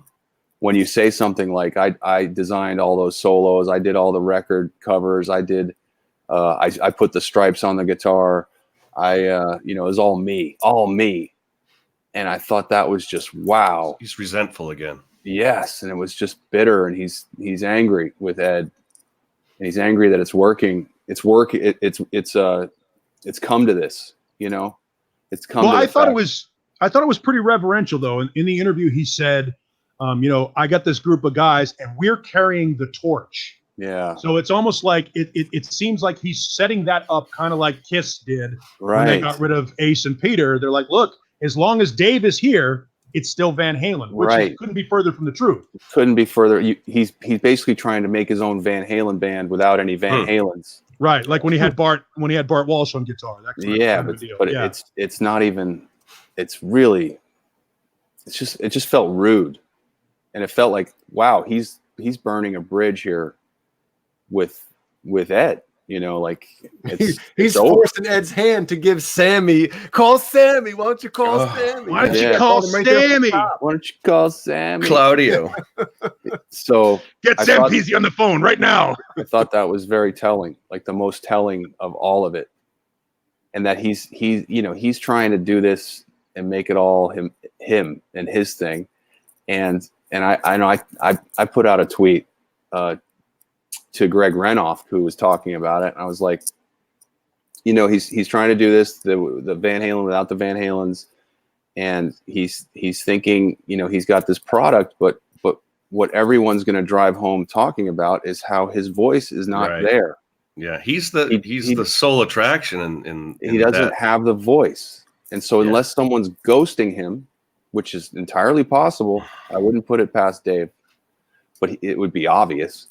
I mean, he literally or he double tracks it with like a harmonizer. He literally has, just the baby bird squawk, hungry baby bird, I call it. It's the worst. Yeah, it's just and it's awful. We can all do it. Yeah, and it's the only thing left in his voice. It's the only part of his chords that are left. Everything else is blown out, and it's obvious. He can only do that deep radio voice that he likes to do up on the mic, or the And when was his most previous solo tour? It must have been like 04, 05, but that's Sam and Dave, right? 02. Sam and Dave was 02. Oh, that was 02. Okay, I saw that. I saw that, man. You did. Yeah, and Dave opened, and it was just so funny because me and my brother went, and my older brother who got me into Van Halen when I was younger. And it was just funny. Like Dave came out in this, I want to say, if I remember correctly, it was like the silver, get up he had, the jacket with the tight. The gold. It was all gold. Well, it was like a one piece like monkey suit. It was like a Freddie Mercury singlet. Yeah. Whatever it was, but like the first song, we're used to seeing clips of him, jumping off the drum riser, doing the kicks, the spins, and he does like these little like tiny like spin kicks like in his leg, and he's looking out like, yeah, you guys see that? Yeah. See that? And the sad part was his hair. He's got the 5 head back here. Bleach, was it the bleach blonde? And the bleach blonde. So he looked like the fucking Crypt Keeper from Tales from the Crypt. Yeah. He looked terrible. And don't get me wrong, you would be hard pressed to find a bigger David Lee Roth fan than myself, and I'm sure you guys would argue it as well. But at some point, like I know people were giving him shit when he was doing the overalls and the scally cap and sort of the Al Jolson shuffling thing. But I'm okay with that. I'm okay with a 60-year-old David Lee Roth doing that. I don't want to see him in that gold suit jumping around, trying to pretend. It's embarrassing. He looked great on the 07-08 tour. He had a great. He got a full makeover. He definitely had someone working for him. A nice hairpiece for that show, and the outfits were good, and then that show was awesome just because they were back. That they were finally together, even though it had Wolfgang, which was awkward to have a kid up there, but he pulled it off, and obviously Wolfgang was responsible for most of it. So, but just the other day, I was protecting Dave in a tweet from Nerd Halen. I put out a tweet that said, we're talking about the greatest show on earth at one time, and until and as long as he walks the earth, he is, because of that. And then the next day he does these interviews, and I'm like, "Fuck you!" What are you doing? We didn't know we were getting the interview until the day before. Like our producer got an email, and normally we don't do phone interviews because I think phone interviews suck. Unless it's a big name, who cares who's on the phone? And we get them every week. Somebody will say, "Hey, do you want to talk to blah blah from blah blah, like a rhythm guitar player for whatever version of Chicago is going out right now?" And we're like, who cares? But we got this one. Our producer goes, "Do you want to talk to David Lee Roth?" And I'm like, "What? Why is that even a question?" I'm like, well, because we don't do phone interviews, and my producer is like 30 years old. He doesn't know any better. Oh, so David Lee Roth is kind of, he's into other stuff. So whatever his name from Chicago. Yeah. Yes. So he, there you go. There's whatever his name. Congratulations. So he says, "Do you want to talk to David Lee Roth?" And I actually, my partner didn't want to do it because he's dealt with Dave in the past, and he's like, "Dave is exhausting. Like, he's just gonna go and blather on about nothing." I'm like, "Don't worry about it. I can handle Dave. We got him. We'll get him. We'll get him to talk. We'll focus on his shit. There's we'll get something interesting. Too much to clear up at this point. Like, gotta get him. There's too much. Too much mystery. Go ahead. So I got him, and I tried to get him to talk about the Eat 'Em and Smile reunion. He brushed that off pretty quick. When he stepped on the Eddie landmine, I'm like, all right, well, we've got something here. Yeah. There's something legitimate here because let's face it, I am Vegas. This is the place to go. Blah blah blah. We know, we get it. And he actually said that there's nothing after Vegas. Like, this is where he's going to retire. That makes sense. I mean, that's the place for him to be. Meanwhile, tickets are still available. Yeah. Well, they went on sale this morning. Not that it's gonna, right. So wait, what are the dates for the Vegas? There's like 3 shows in. I want to say there's 3 in January, and then he's off until March. He does like 5 or 6 dates in March, but they're like the 18th, the 21st. Then he's off, and he plays like 4 or 5 days in a row. So it's not really a residency. Well, they're looking to add. They're looking to sell out and then add. I'm sure. Well, what I'm saying is, it's very telling that obviously, nothing's going to be happening with Van Halen during that time frame. He's booked. He's already booked. He's booking stuff. Then he knows. Then they told him like, "Hey, nothing's going to be going on." Well, something smells like there was a summer tour planned, stadiums with Mike for this year. Yeah, didn't Mike happen. Didn't happen. No, that was supposed to happen. Yeah. Yeah, it didn't happen because Ed's sick, and they're going to put that off for a year. And Dave's just antsy as fuck to get out there and do something. He's been in Vegas. He's been, probably asked 1,000 times to do something like this. He probably saw Aerosmith or something. He caught the bug. They made him an offer. He's doing it, and but it's weird that he would say what he said about, I am Van Halen and I'm the face of Van Halen. That was like, I just pictured Eddie. He said that? Yes. And I pictured Eddie, remember from the MTV Awards when he said, "Wait, this just rolling his eyes. It's all about this me. is about me." Right? And that's exactly what I heard when he said, that's true. Who knows if that, but when you guys are talking about what Roth said recently, then maybe it was true. Maybe he actually did utter those words. Tonight it's not about me. I believe it's true 100%. And I'll tell you why. We all saw what Roth did on stage that night and how he embarrassed the guys on stage right there in front of everybody by taking over. So that was his mind, was that this is me. I'm back. Like Sammy's reaction to that is the best, man. Rolling on the floor laughing. When you saw that. Yeah. I think that, there was a part of it that I think was reverential and a part of it that I think was really disrespectful. There was a way that he could have said, the Van Halen thing right now, we'll wait and see what's going to happen. Right. He could have said that in a way that didn't deflect blame. Burn any bridges too. Yeah, it was. He set fire to it, man. It was accusatory in tone. Doesn't look like Ed, like Ed's a pussy. Right. That's what it doesn't look like he's gonna come back this time. Can't answer the bell. Relax. First of all, and by the way, the silence is deafening from the Van Halen camp, and God love them for it. Janie has always been very, very good with regard to communication. If I've ever reached out or asked for something, she usually says no, because that's her job. She's the gatekeeper. But the fact that they haven't put out any sort of a press release to refute this, it's obviously nationwide. It's actually worldwide now. It's what everybody regarding that band is talking about. It really is sort of a blip on the radar because Van Halen, in the big picture, is sort of an afterthought. Right. But the fact that she hasn't said anything, if there's a modicum of truth to it, good, because she hasn't said anything. Look, Wolfgang has gone pretty much on the down low on social media for the most part. If there is something that they're dealing with, their first concern should be internal. They don't owe us shit. They don't owe us any sort of an explanation. Right. They should be tending to him. If he is in fact sick, then worry about that. The band is secondary. All that shit is secondary. Making sure that he is as comfortable as possible if he is sick, and nobody knows if he is or he isn't, but nobody is saying one way or the other. And they always say any press is good press. Not necessarily. At some point, somebody's going to have to speak on it. Yeah. Or we're going to get what we got yesterday. Eddie Money has stage 4. We don't want that. Yeah, we don't want that. Esophageal cancer, and then 3 weeks later, he's dead. Or like when we found out Prince was sick and he's dead. We find out if Freddie Mercury is sick and he's dead. These guys keep their mouth shut until the last gun is fired. I would hate for that to be the case. You find out Eazy-E's sick and then he's dead. Right. And it's, Eddie has admitted on several occasions that he's had a couple of recurrences. This could be another one. Look, oral cancer has a 50% survival rate if it doesn't recur. And he's had it come back a couple times. So is he sick? I don't know. They don't owe us any sort of an explanation. But Dave certainly, to Caleb's point, certainly stepped in it pretty hard. And I would like nothing more than for this to all be bullshit. And I don't feel bad exploiting it because it's my job to do that.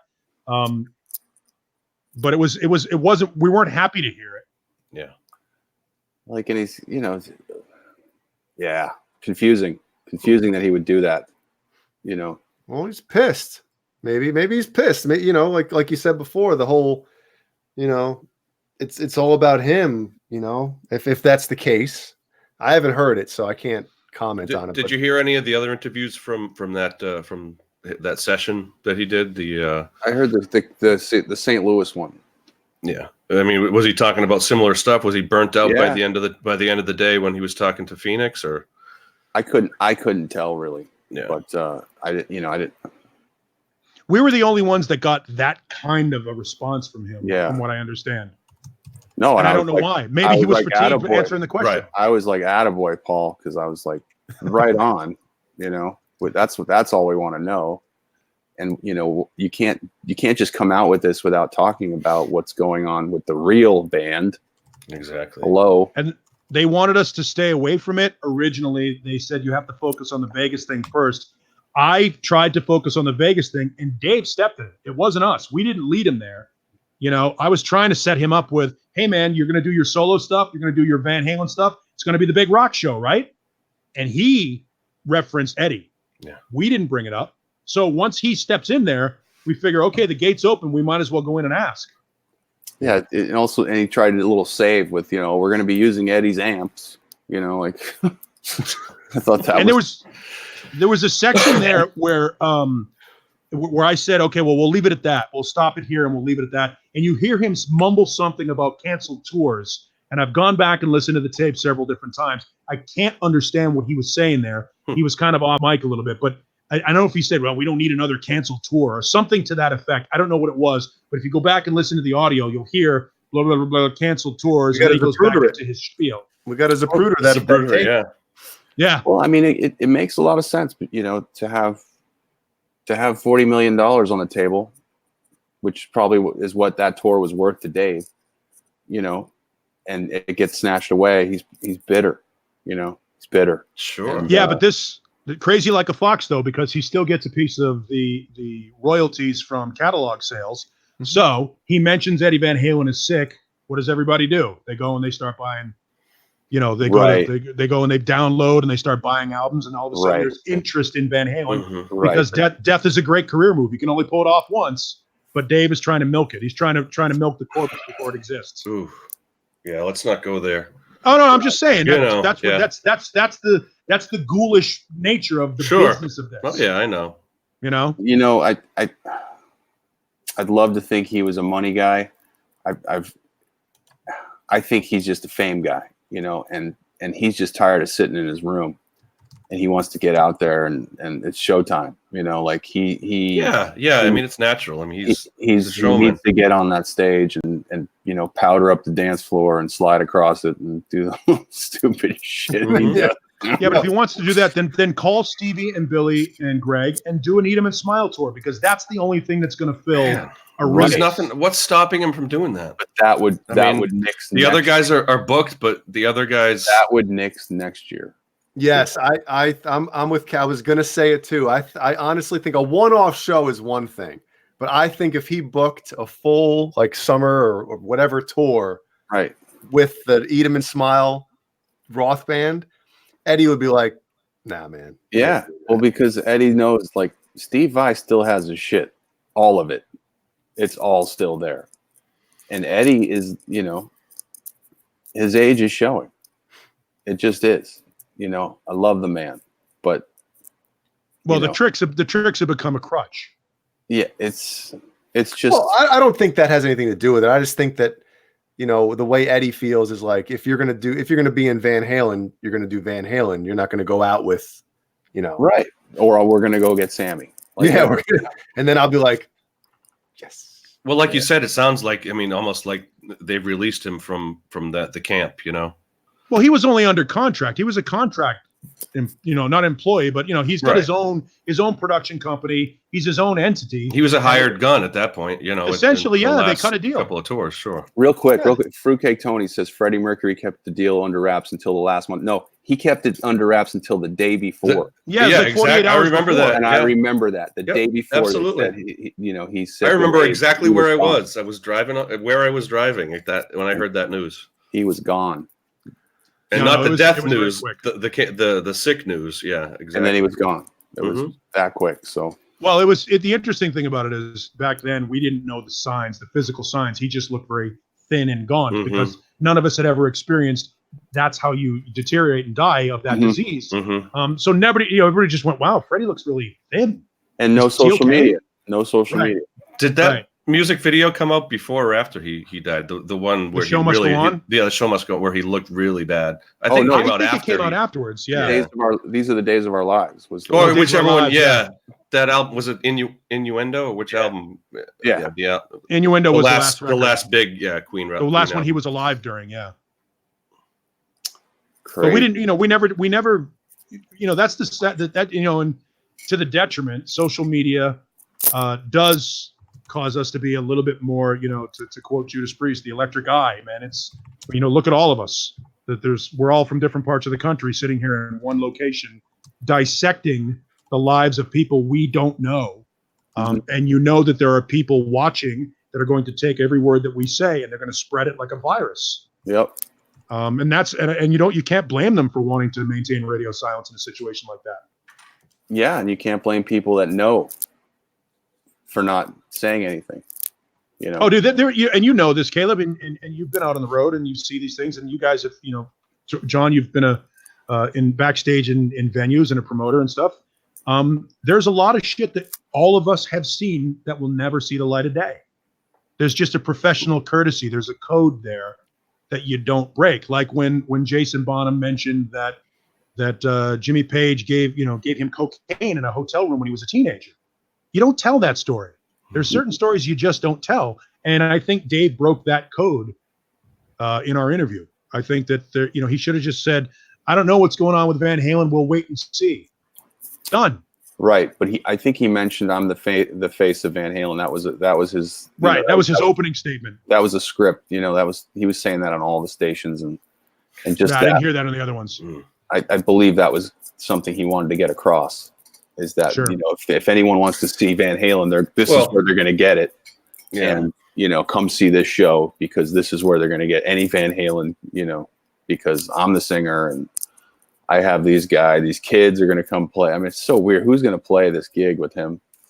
And I'm so curious. You know? Well, I don't know that he has, a full-time band. I don't know that because, in the past, when Dave goes out on the road and he talks about what he's doing, he mentioned Bart by name. He mentions the guitar player by name. He mentions who he's going to do. He talked about Becker. I got this great new hotshot guitar player. I got this great guy, John Lowry. Like he mentions who the guy is. Right now, he just has 25-year-old kids. I was going to say he's got some hired guns from Vegas and people, people who are he's probably getting Jordan Ziff, or who've maybe been on an album or two. Maybe even Frankie. Frankie Lindia. Maybe. I mean, who was one of his previous players? Brian. I'm gonna find my David Lee Roth Brian pick. Young. Yeah, Brian Young. I'm friends. I have him on Facebook, Brian Young, and he had said that he was contacted a couple months ago about this, and he passed on it. All right. Wow. So that's the thing. Dave is going down the list of people who can play like Eddie Van Halen, and he's probably my phone's ringing. Dead. Wouldn't that be cool? Oh, wait a minute. Now, wouldn't that be cool? After all the shit you just talked, right? You would ever. Hi, Dave. You are the face of Van Halen. Screw that guy, Eddie. Your voice is still great. Your voice is awesome. And you know what? You know what? Fuck this. I'm going to get a beer.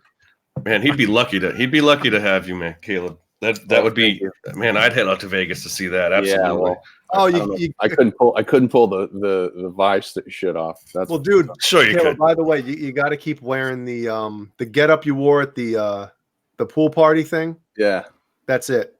Burb stock. You like that look, dude? The with the stirrups or whatever and the pants, like just the striped socks and the knickers. Yeah, the knickers. Yeah. Fair warning. The golf pants. That's it, dude. That's it. That's the one. You don't like the zebra pants? I do, but they got to be tighter, man. I know it's hard for like a 40-something-year-old man to wear like the tight pants, and I get it. I wouldn't be able to pull it off either. 50 next week. Holy shit. Well, you don't look it. And obviously you don't act it because, listen to our phone conversations. That's right. So my point was any one of us would take that call and take the gig. Mm-hmm. Oh, well, I mean, come on. Well, I wouldn't. Yeah. I don't know how to play that shit. I don't know how to play it either. You learn quick, though. I'd have to pull like a Bill and Ted's Bogus Journey where they they leave and they get like 6 months of like intensive guitar time travel back to. I'm ready to go, guys. Let's do it. Yeah. Well, I'm curious, but I'm not going to go. But unless for some reason I'm there, and then it just happens. I actually said during the 2015 tour that I think this is my last time going to see Van Halen. I mean, it was that. It was predictable. Dave's voice is terrible. Yeah. I saw the last and I love him. I saw the last show on that tour at the Bowl. And last Van Halen show. Last Van Halen show. And it was October 4th, 2015. And we're in the bus shuttle out of there. And I look at my wife and I'm like, that's the last Van Halen show ever. And she's like, why do you think? And I go, I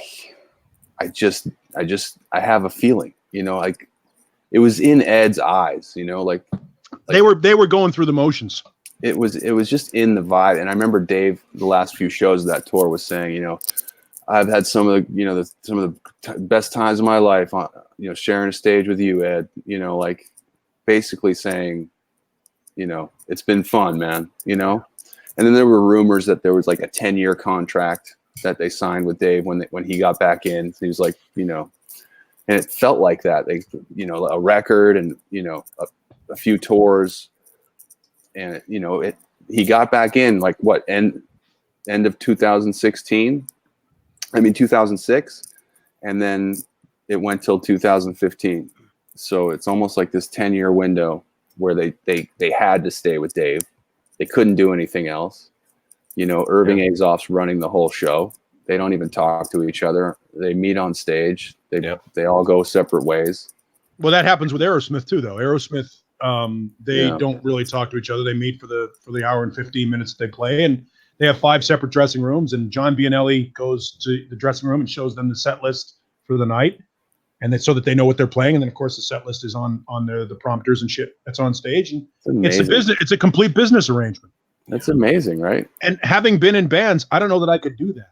You know, I mean, having those guitar players and bass players just going through the motions doesn't seem it would become a job, right? And I didn't get into a band to be in a job. And then there's moments on stage where they literally, you know, they really look like they're into what they're doing with each other, and you're thinking, are they faking it, or are they just realizing at that moment how much fun this is? Yeah, right. And that they're doing it, but then they don't want to mess it up by talking afterwards or something. It's like weird. Yeah. We saw it with the Stones a couple of weeks ago. They played here a couple of weeks ago, and we talked about it last week about how great they were.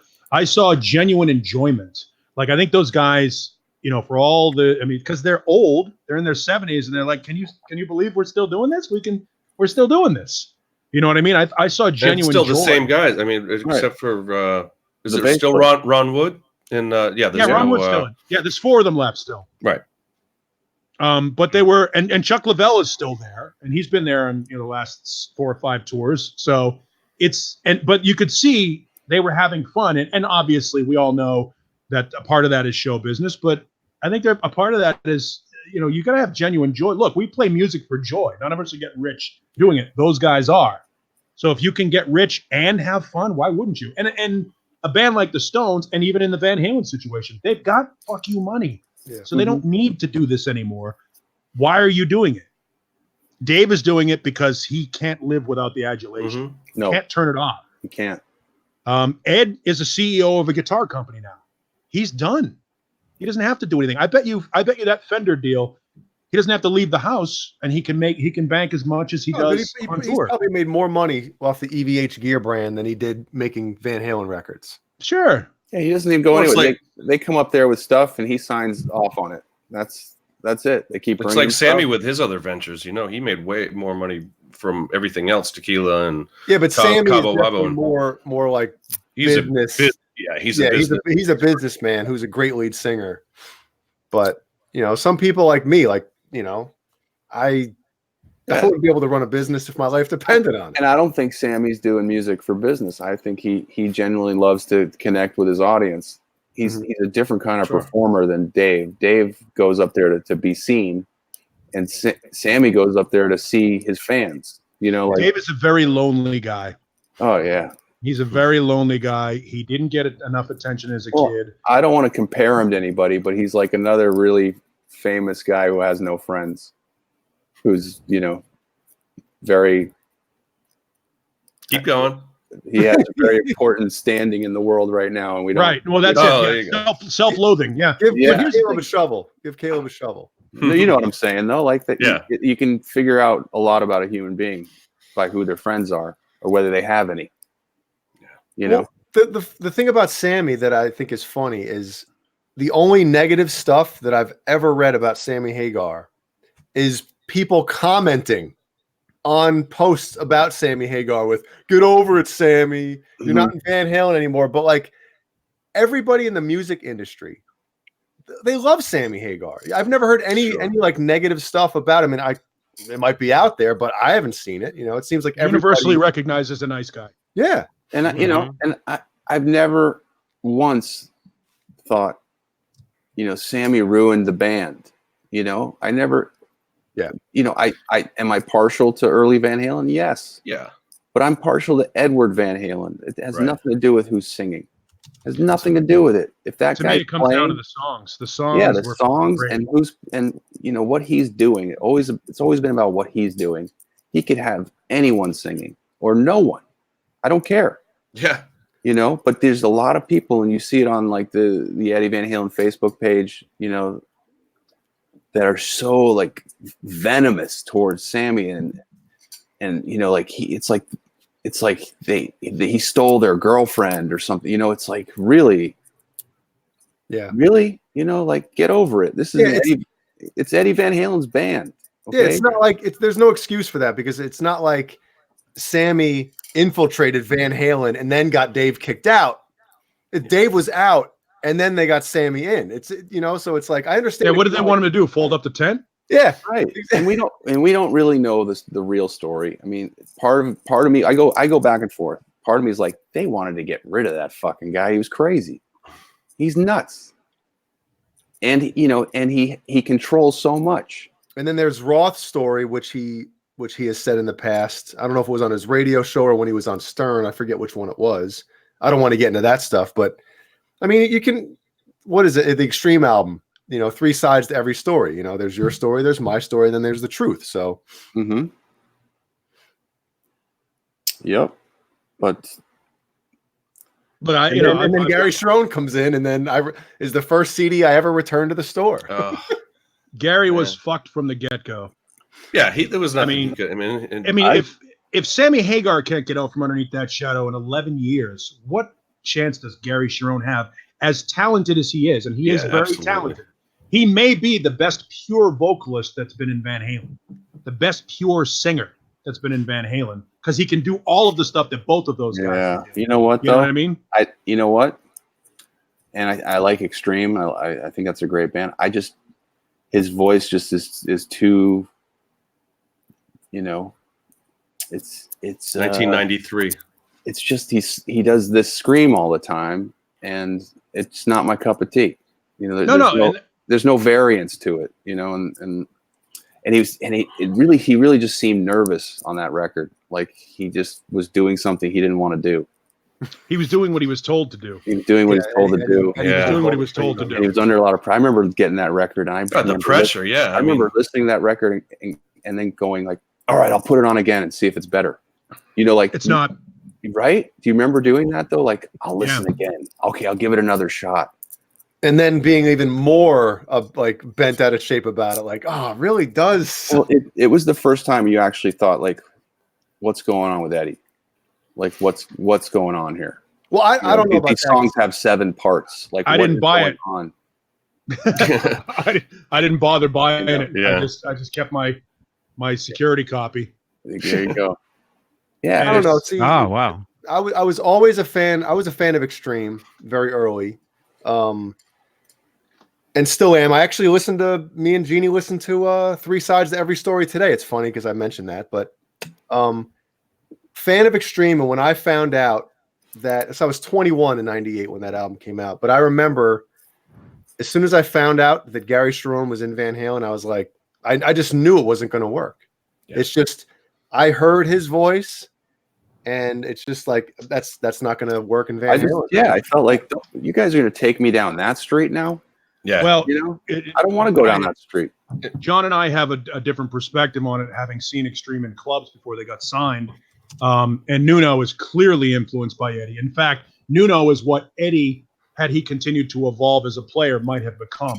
Because Nuno is a supremely talented guitar player, maybe flawless with the exception of he might overplay once in a while. But before they were signed, Extreme did Van Halen songs in their set, much like Van Halen did, you know, James Gannett. They were the ultimate fans, just like us. Yeah, they were huge fans of the band. So for Gary to step into that role would be like him stepping back onto the club. You know, Caleb's observation about his voice set aside, he's not wrong about it. Gary has a voice, and he does what he does, and it's not everybody's cup of tea.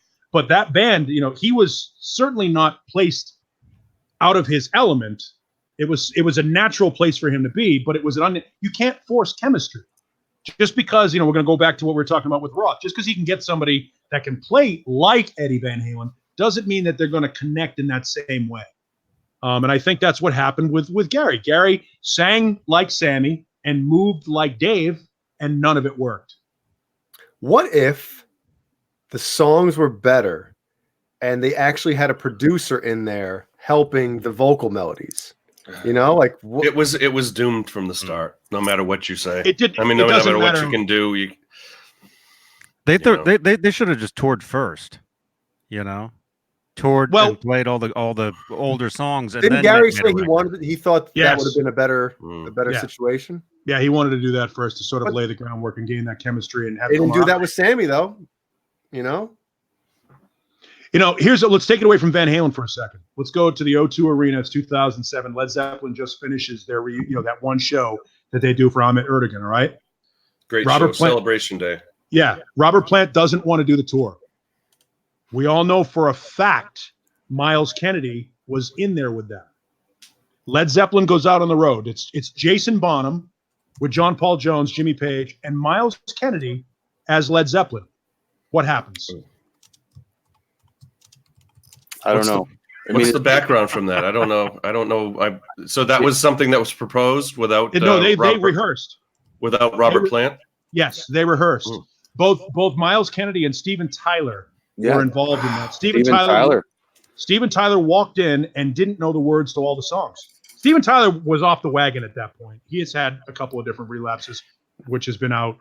I'm not giving away any secret information there. But he went into the rehearsals and didn't know the words to a lot of songs. I hadn't heard that. I hadn't heard that. But Quentin, you're right. Quentin, it can't be called Zeppelin without Plant. Without Robert Plant. Sure. Okay. So even when they did Page and Plant, I'm not they a fan didn't of call it Plant Zeppelin. either. I don't like Robert Plant's voice, but even I wouldn't consider them Zeppelin with somebody else singing. But what if? What if those guys? What if Jimmy and John Paul Jones? Well, it's like calling it Queen. It's like calling it Queen without Freddie Mercury, which they do. I mean, which has been successful as well. No, they're calling it Queen. But they do Queen with Adam Lambert. Oh, well, that's the title. That's the full title. Yeah. Which is because they're playing Queen songs, but with a different singer. Yeah. And you call it Van Halen with Gary Cherone. Van Halen with whoever. Yeah, it's. At this point, you can't call. I mean, because they're not going to. You think they're going to come up with a new album with a new singer? That's not going to happen. No way. I mean, look. If Mitch Malloy had gotten the gig and stayed with them, how would we have reacted? Any different than Gary Cherone was a bigger name than Mitch Malloy. Or if they had just taken it all the way with Gary, if they kept going with him. Personally, Mitch Malloy has a greater voice. Well, I mean, come on, you've heard those recordings that they do like Panama and stuff like. Why Can't This Be Love was one of them. Yeah. Oh God, it's just Mitch Malloy. There was this like hokiness to the it was like Brian Howe with Bad Company. It was immediately way too commercial, way too pop oriented. But maybe that's what Ed wanted at the time. Maybe he wanted pop songs. I mean, he didn't want to be. No, he wanted another number one hit. He was chasing that high. It was like his first line of coke. Like he got that number one hit, and he was chasing it ever since. That's why every album after that got poppier and poppier. It was more. I don't know that I agree with that. I don't know that Balance was poppier. I think there were some poppier songs, but I think overall Balance was experimental. I think. I mean, that was. I think Seventh Seal. A lot of the stuff. I mean, don't get me wrong. Shit like Not Enough, I can do without. I mean, that's. I always. It's funny. Sammy gets blamed for that. Stop Loving You. I mean, Sammy gets blamed for that. Sammy gets blamed for all the really, really poppy stuff because if you listen to his pre-Van Halen material, it was very schlocky. He was the guy that wrote that stuff, that real poppy stuff. I'll Fall in Love Again and all that stuff. Well, I mean, Love Walks In is like Eddie going, all right, I'm trying to do Jump Again. I'm trying to get there. Let's get back to that mountaintop. But hold on. Any like super duper pop Van Halen song in the Sammy era, right? Mm-hmm. Before Balance doesn't sound forced. The super duper pop songs on Balance sound like, hey, we're going to try to write a pop song as opposed to somebody writing music and having it come out naturally. And that's the one thing. Like that's the only album from the Sammy era where I skip songs from because like you're right on that album just they're too pop, like too hokey for me. No, at the time I didn't. And when they came up with the music video for Can't Stop Loving You, or I mean, they're great songs. They're I still think. I mean, technically, going back and listening to them, they're great songs. But no, there was but a it great does have that pop Van Halen songs. I'm I'm a fan of Balance. I'm a fan of It is a great album. You know, For Unlawful Carnal Knowledge. I think there's so many good songs on the record. Carnal Knowledge was so much more coherent, I think, than Balance. I mean, it was a great rock album, just a great rock album. Balance was more experimental, I think. And maybe I don't know if you want to call it experimental or just I think they were doing business on that record. I mean, they clicked on the fuck record. They definitely weren't. That was the highlight. I mean, the story was they weren't liking each other at all by that point. Yeah, Balance, Eddie and Sam. And there was a lot of friction there, but friction causes good stuff. Yeah, I was just going to say, how many? What are everybody's favorite? Second favorite or favorite? Sometimes that works. Yeah. Fair Warning, right? Yeah, Fair Warning is them hating the fuck out of each other. Yeah, friction causes great music. I mean, Aerosmith released a lot of great stuff when they hated each other. The Kinks, all of their stuff is based upon mutual hate. Mm-hmm. So I mean, there's something to be said for that. That tension. The Who, yeah. Oh yeah, fantastic example. They were all angst. There's 2 songs off of Balance. When I hear them, I can feel the passion and just like something happening. And it's Aftershock and Feeling.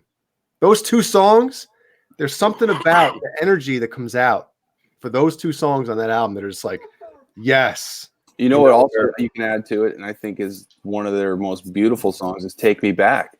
I fucking love that song. And I have good memories for it. Like I had a chick back then, like it was our song. And I'm driving and she's, Yeah. I know. But I mean, that was an old intro. Yes, I do. That intro was actually he would play that as there's it's actually on one of those Zero record, right? One of those CDs that you were holding up. Was it from Dallas? I know they jammed it. A couple of different things on Dr. Jimmy. Thank you, man. And 5 is the limit in these things. We can only squeeze 5 people into this. Oh boy, I'm taking someone's slot now. Shit, I feel bad. Is Dave? I saw Nesdal in the chat. Does he want to come in, or I'll go?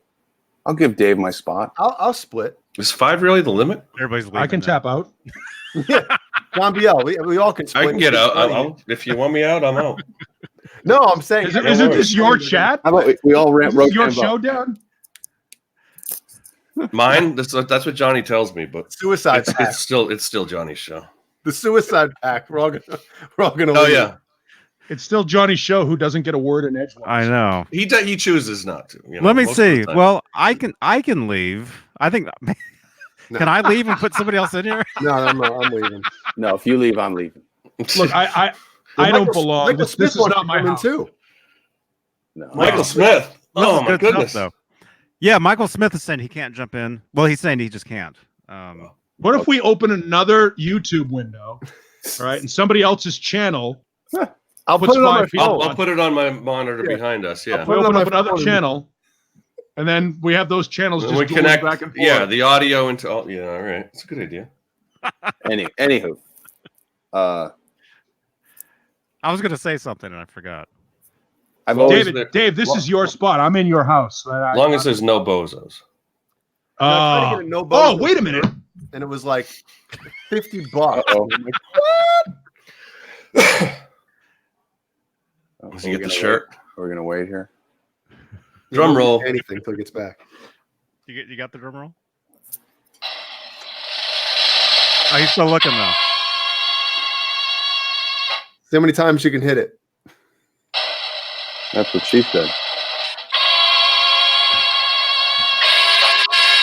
I got one now. Oh, nice.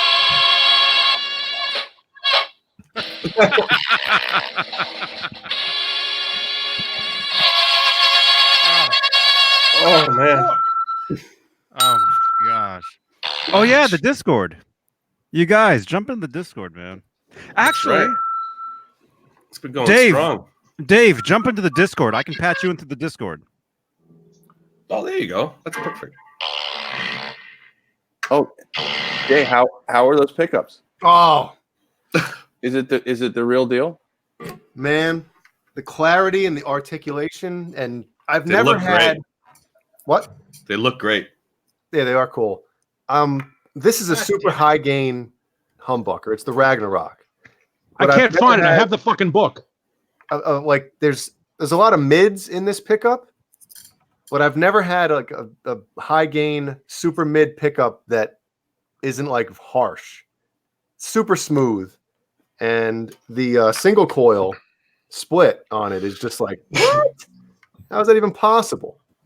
You know, I've had a couple beers, man. If I play right now, everyone's gonna be like, "Damn, Jay sucks." So I'm not gonna embarrass myself. I can't drink and play. I'm gonna put a VH2 in the bridge of the Space Wolf. Yeah, I'm a little dead about that pickup. Wow. Yeah. Fruitcake Tony, did you catch the new Selland Arena 92278 partial show posted yesterday? We've seen that all before, right, John? Yeah, they've been posting. I don't know why they keep posting. It's just upgrade after, because the guys, if you read the stories behind those Selland Arena films from 1978 and 79, the guys been correcting and like enhancing them, from low definition to high definition and everything. So I don't know if each one is an upgrade or what. I mean, his channel, he's got so many of those films that he if not only Van Halen but everybody from 77 through like 1980. Actually, AC/DC and all that. I think he deleted some of the like the Van Halen ones. Or they may have been taken down. The ones that were up years ago, they were taken down, or he deleted them. I mean, they were gone. And I watched, because I got the notification. I was sitting here last night, just drooling, and I got and I got the notification about that video, and I was like probably one of the first people to watch that, and I, scanned through it, and I didn't see anything that looked new. No, there isn't anything new. You're not going to get any. Although, actually, no. The one new thing in that was the watermark said 2019 on it now. That's what it is. There it is. One day ago. New thing. By the way, 9/22/78 is my 9th birthday, so that's kind of cool. It's his security code on his bank account. Yeah, yeah. I mean, he's definitely kind of enhanced some of this stuff. I don't know. Each one does. It's clean. It's really good looking. It's very clean. I'm still wondering how that video from the US Festival with Somebody Get Me a Doctor is so perfect. You want to know why? And none of the other rest of the show is like that. And anywhere. Because the show that everyone has seen is the one copy from the one guy who was a tech during that show and made a dub. Who lifted it off the video. Exactly. So the stuff that you've seen, there's 3 different versions. There's the one that we've all seen, the bootleg, that was from a guy on the crew who dubbed it. Then there's the Showtime stuff, which is highlights, which was also great. It was supposedly edited by, I think, Ed and Dave, or Alan, Dave maybe, or Dave. Yeah, Dave, who's the face of Van Halen. And then there's the ones, the historic films version, who owns all of the master tapes of the US Festival.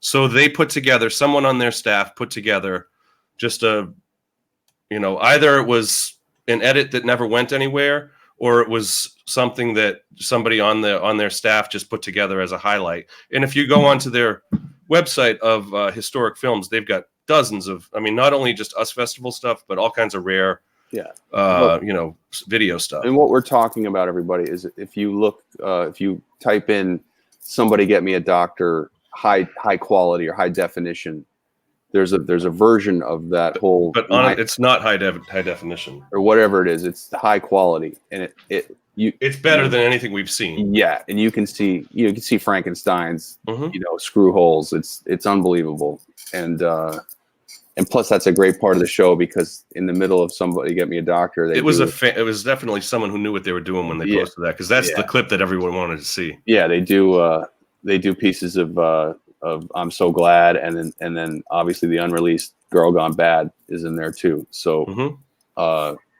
it's probably the coolest video. Seven and a half seen. minutes. Yeah, you've never seen. If you I'm so glad. Yeah. Mm-hmm. Michael Smith. Gentlemen, I was looking very hard to find the book. There it is. Oh, cool. It's a real book.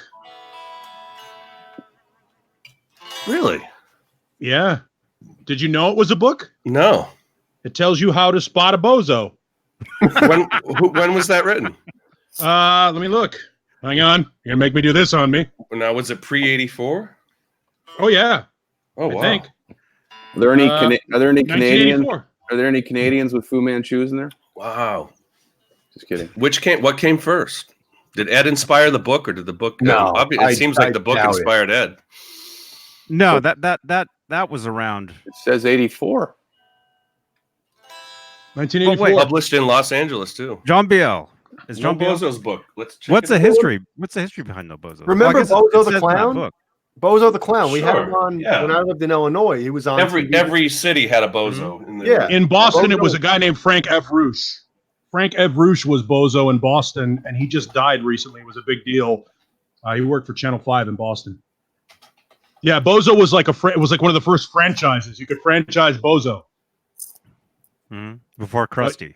Yeah, but I remember I found this in a bookstore for like $1.50, and I was like, hell yeah. And I knew I had it somewhere. And as soon as I saw the No Bozo's pick, I'm like, oh yeah, I got the book. Okay, here we go. There's your random Van Halen piece of tchotchke. Here's the history of No Bozos. Wait a minute. You can get 6 people in here? All of a sudden, I see Dave Nesdahl sitting here. I thought you could only do 5. Well, there we go. We've done Hi, 6 Dave! before. I think we've done 6 before. Hi, Dave. Hello, Hi, Dave. hello. It's Okay, Dave well, I guess TV. that's the limit now. Oh, wrong guy. Oh. Hang on. 2 fingers. No, all right. We'll do this. Wow, it almost looks like we're touching. Oh, now stand up and pull your pants down and then do it. No. Jeez. It's a family show. Somebody No. told me yesterday what the actual name for that is. It's called docking. And I was like, Oh boy. Rocking with jocking. and they're like, you didn't know Oh, what wow. that is? I'm like, Are we talking Oh. docking? Are we no, talking I docking? didn't know what that Okay. was. Oh, there it is. We knew that was coming. There's It the was early. induced guitar. That was a quick money shot, Dave. Hey, wait. 10 pounds of love right there. There it is. That thing is filthy. Open your mouth, Caleb. Oh. Or should I do it this way? Let's do it this way. That's the that's the kind of guitar you'd see CeCe DeVille play. I remember that guitar, man. That's pretty cool. That's the original. It's so rad. Docking with docking. Docking with It's docking. really loud guitar, really loud. Well, that's a heavy piece of wood right there. So Yeah. That's killer. So there is a history of the No Bozos. Okay. It was created by Doug Wilson, the of Raiders quarterback. Larry Harmon Pictures Corporation in 1983. He's the original Bozo. Larry Harmon was the original Bozo. And it was the pin. The pin came first, apparently, in 83. Says No Bozos is a phrase used to express the seriousness of a matter at hand, meaning no clowning around or no kidding. So it's like no homo. Right. Sure. No. I mean, like I'm not saying I agree with the sentiment. I'm just saying that's people were saying no homo. But it was probably no bozos. Exactly. No Bozo. Imagine if Ed had a no homo shirt in the Beretta ad. Oh, my God. That makes that milk ad a little bit more awkward. Oh, I told you I had all those postcards. I walked into Tower Records in Berkeley. I saw them. I grabbed them all. and I heard about that was you. That was me. Now did you guys have these in other parts of the country? And John will be able to tell you. We had these things, No Bozos jams, in Boston, where essentially what would happen is you take like the guitar player from the band Mass, the bass player from another band, the drummer from another band. You get on stage and you pick a song out of a hat and see if you can jam it. It was these No Bozos jams. It was like all these guys from different bands would get up on stage and try to play a cover song of some sort. Did they do I that don't remember in other parts that. of the country? But yeah. Yeah. That's Yeah, they had no Bozos jams. There were Monday nights at some bar. Somebody in the chat said, "I think Dave was the original Bozo." What if Ed was trolling Dave with that Kramer ad, and then later on? Well, he does have the hairline. Speaking of homos, this is the picture of Ed holding the sign that says, what does it say? Neil is a homo. Neil's Lozauer. Neil's Lozauer. Just randomly comes up, Is David Lee Roth the first rock star that we know that lost his hair ungracefully during sort of his peak years? Phil Collins. Yeah, all right. Yeah, but you Kevin Dubrow. Kevin Dubrow is the other one. Yeah, and Anthrax. Oh, Scott Ian? Scott Ian and the singer. And Jack White was notorious for having a hairpiece. No, Dubrow. Joe Satriani. Dubrow was the big one, though. From that second, I mean, he went from looking like Larry Fine to one of the Sigmund and the Sea Monsters. Yeah, Satriani just shaves his head. He doesn't have no hair. And again, that's something that was in this Lozauer documentary. That it was Lozauer that inspired or that really told him, you shave it, man. You look much better. Oh, Frampton, Frampton's a good call. Frampton. Oh yeah, Frampton. There you go. Yeah. Halford. Yeah. Halford. Yeah. Yeah. Did he go bald or did he just go for the look? Yeah. Yeah, he went. I think he was slicking it back for a while, and then when he did the 2 record, that's when he decided to shave the whole Bret thing. Michaels, Bret Michaels. Bret Michaels isn't bald. Yeah, he just grew a bandana out of his head and a hat. He's not bald. He just plays one on TV. Yeah. Man. Yeah, but he did stay at a Holiday Inn last night. Mm-hmm. But the guys in Kiss, they're really bald, right? Oh God, I would think so. Well, I don't know. Gene, certainly. I saw a Gene picture. is definitely thin. Michael Anthony. Yeah, he was I saw a premature. picture of Paul Stanley, and he would look like Mr. Clean. There's a picture of him with Michael no Anthony, hair at all. Michael had one of the first bad plug jobs. yeah. Kirk Hammett had a bad plug job a while back. Kirk Hammett, you should have just stopped it bad. Dave, come on. Oh. Come on, man. Wait, he was taught by Satriani. Isn't that Dave, He got worse. Really He got worse since he got lessons from Satriani. He actually did. When Hammett got lessons from Satch, Hammett definitely got worse as a guitar player. Because I think it got him thinking in a way that he shouldn't be playing. It's a weird thing. I'm still, yeah. Kill 'Em All and Ride the Lightning, I think, is like Hammett. He had some good playing back then. Yeah. Early Metallica with Hammett was good. What's interesting with Metallica, though, it's when they got real producers, when their sound changed, maybe not for the better. Obviously, they sold more records. But when you think of that Metallica sound, it was when Fleming Rasmussen was making those records. Well, that's that crunch. But the Black Album is still, I mean, like production-wise, and even the songs are great. That album is just phenomenal. But after that, I mean, in my opinion, Metallica is from like 83 to 91. Absolutely. Yeah. 8 years, they were the best. And then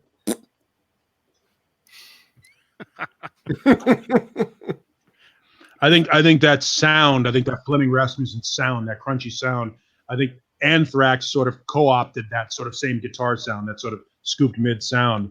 And once they moved and made that more full with Bob Rock, it changed the sound. Again, it goes back to the songs. Were the songs good? Yeah, the songs on the Black Album are beyond parallel. I mean, nobody's even close. Yeah. And there's just something about the sound of that record. It's just, man, driving in the car, sad but true. It's like, geez. Well, remember, Lars said, get us the guy that did Dr. Feelgood. Yeah. That's not a joke. That's real. And that's Motley Crue's best song. Yeah, they wanted that huge sound. They wanted that sound that Bob Rock got. That album, on that record and on Sonic Temple. Mm-hmm. There's a huge sounding records. Bob Rock, I mean, he made his name with Metallica, but he had already done some couple of great records before that. Yeah, the metalheads never heard of Metallica. Never heard him. Jesus Christ, never heard of Bob Rock until Metallica. Loverboy. Yeah. Right. Yeah. No, he had done great stuff before that, but I mean that huge sound. Lars actually said, "I want a record that sounds like that," and lo and behold, they got it. And it's the best of those records. Obviously. And everybody talks crap about the Justice mix. I got to tell you, the drums, especially the kick drum, right? The kick drum's great. Kick drum, it basically made heavy metal music. Like every heavy metal band after that album came out. The clicky kick drum, yeah. That sound is from that out. Like everyone's like, "Yo, we need that clicky." And Pantera. I mean, then Vinnie Paul took that to the next level. Absolutely. Yep. Yeah, it sounded like the kick mount was hitting like a paper bag, but not. My drummer used to put quarters on. You'd put a quarter on the beater and a quarter on the head. The Danmark click pad is what a lot of drummers back then would put on the kick drums. Yep. I remember one time I had a bass box in my trunk of my old Altima. And a buddy, actually a mutual friend of Craig, he was in the back seat of my car, and I put on "And Justice for All" and Blackened started. And he's like, "Dude, it sounds like Lars's bass drum is in the trunk." I lost it. I was laughing my ass off when he was out. It's Renus mentions that the OU812 mix sucks too. I think absolutely. I think that not only that mix, but I think the 5150, those are the two records that the drums make the record sound so dated because of the over-reliance on Simmons drums. The Simmons pads. Mm-hmm. No, they make them they don't hold up all these years later. They're definitely of their time. It might be the first thing I would ask Alex if I was able to talk to him would be like, what were you thinking? What were you thinking? And would you like to ever go back and put real toms in there, because it would change the whole. It would change the whole record. With modern, it really would, sure. And then boost the bass. You'd be able to pull up, those mixes and just replace those toms with real sounding toms. And I don't think does anyone think they should really do that? Yes. I don't. Here's something. I think they should just remix it as it is with the Simmons. I think it'd be great. Something to consider. Go back and listen to those. Every Van Halen record, which you're going to do at some point. And pick out the ones where Alex is in the pocket. When Alex is in the pocket, it's a good Van Halen record. There's something about, and obviously we've always heard that Eddie feeds off of Al, but when Alex is motivated, or when he's crushing it on the drums, it could go song by song if you want to go that way. But Alex really feels like the driving force when you go back and listen to it. If he's locked in, then everything else sort of falls under. And OU812 is a great example of that, because that was the first album that he was actually sober on, so it should stand to reason that that's some of his best playing, and it is I always liked his playing on that album. You listen to Finish What You Started, and he's playing a bare bones kit with just a kick drum, a snare, and a hi-hat, and that's all you get in that entire song. There's no crash cymbals, no toms, no nothing. It's a 3 and that's it, and he's playing the whole kit. Really cool. I mean, the great groove on that, and on that one song, which was kind of a departure from the 86 and the 88 sound of Van Halen. I love the snare on that record too. I kind of feel different about the whole Alex and Eddie thing. When you watch Live Without a Net, there are so many parts where it seems like Alex is getting the tempo from Eddie. Like Eddie starts playing something, or Alex will play something, start speeding it up, and Eddie will play it. Like 5150, the song, for instance, is like a perfect example. Eddie will play the riff, Alex will start speeding it up or something, and Eddie keeps it, and Alex will go back to what Eddie drives that song, definitely. Well, maybe live it's a different story, but I think when you're just listening to the records in the studio, you get a chance to get it right. Yeah. In a live environment, you may absolutely be right, and let's face it, substances may have something to do with it too. Some of those guys may be a little bit more motivated than others. Mm-hmm.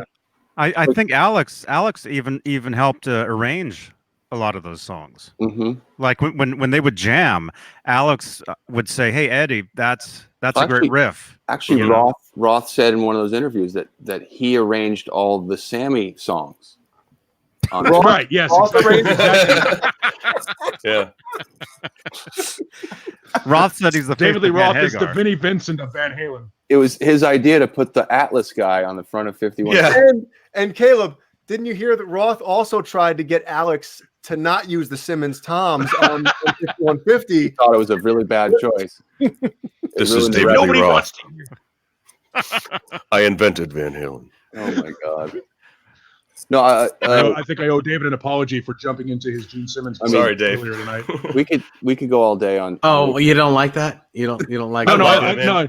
I made the love mistake when of Dave doing does a that. Gene Simmons impression earlier for you, Dave. I apologize. It's your Substitute. No, it's all good. It's all good. I don't feel like Gene today anyway. Actually, with my voice the way it is right now, I probably could do a real good Gene. He doesn't feel like jeans. He feels like shorts. I'm actually in. or jorts, if you will. I'm in these, you know, boxing shorts. Boner shorts.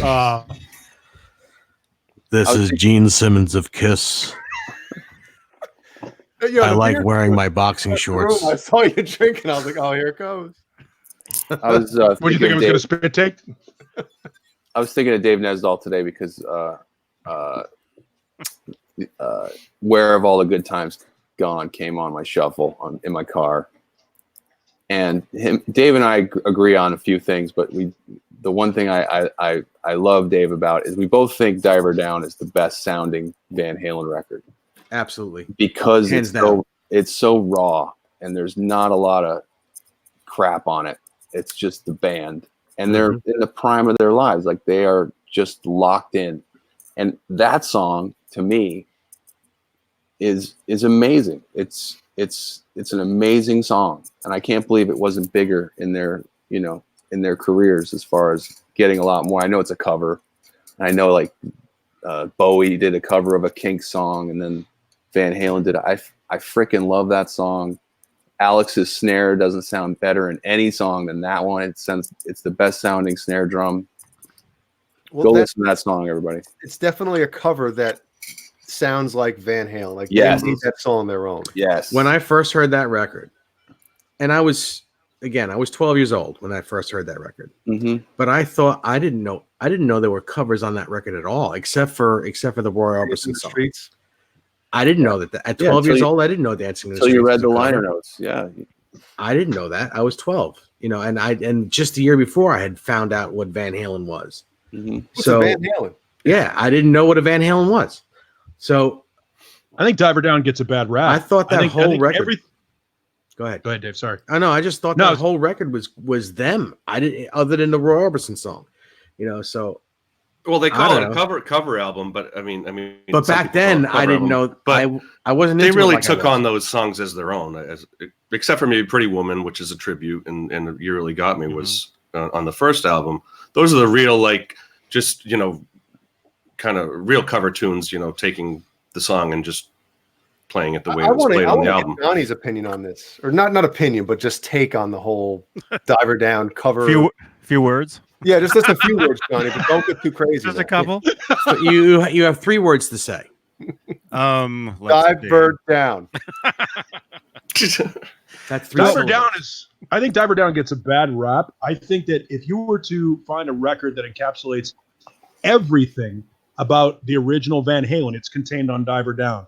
You've got pop, you've got that swing, sort of a retro feel like the old John Brim and all that stuff with Big Bad Bill. You've got metal and Intruder. You've got pop. You've got all the things that encapsulate everything that Van Halen was from the beginning of the band all the way up until 1982. Mm-hmm. It's all on that record. Whether or not we like the record, it's still, if you were to say, what is Van Halen in one 45-minute span, it's all on that record. 26 minutes. Yeah, it's a short album too. Yeah, it is. But my point being, it's all there. Like every facet of Van Halen is on that record. Well, to me, is it inconsistent? Yeah. To me, it's they can do no wrong. And here, let's Van Halen 3. Well, no, I disagree. No, that record, Diver Down, should have been titled "We Can Do No Wrong" on this record. I don't know if I remember it. We're doing whatever we want, and it all sounds good. It all sounds good. If I'm remembering it wrong or what, but I feel like Ed kind of disowned that album shortly. In the '84 era, he kind of 84 surpassed that, and they kind of forgot about it. Well, he was trying to top it. He was topping it. Yeah. In interviews and stuff, he was saying, he didn't like the fact that it was all covers, etc. So, but I think like my brother, bringing home the Hit Parader magazines and stuff like that, and reading interviews about how Diver Down's Eddie Van Halen's least favorite Van Halen album, and then as a fan, you're like, well, that album must suck. Then it's like, it changes our minds to some degree. It'd be your least favorite record if you were giving away 75% of the profits. So Johnny. This is what you're doing when you're covering songs. You're giving away all that money. Yeah. Well, Diver Down, I mean, first of all, I don't think they were planning on making a record. I think what happened was they released Pretty Woman as a single to keep them fresh, just to keep them out there, and it became a #1 song. And so Warner Brothers said, "Hey, we need you guys to make a record." In the studio, yeah. And so I think they're like, "Well, hey, let's just do a bunch of covers." So I think that record was made very quickly. Yes, and that's one of the reasons why it sounds so raw, and also that's why it is almost like a real Van Halen record, because all those cover tunes basically, how many years before they were playing clubs? Mm-hmm. They're playing a lot of those songs in the clubs. Yeah, but Secrets 5 and years Guitars before, are 5 years before, you know. Yep, and Hang 'Em High. Yeah, great song. I mean, Full Bug, great song. Yeah, when people start listing their favorite songs, you don't have to go too far to find the Little Guitars. It's in there. There's a reason why that was used in so many sets. How about Secrets? I mean, Secrets is a great record. One of the best riffs.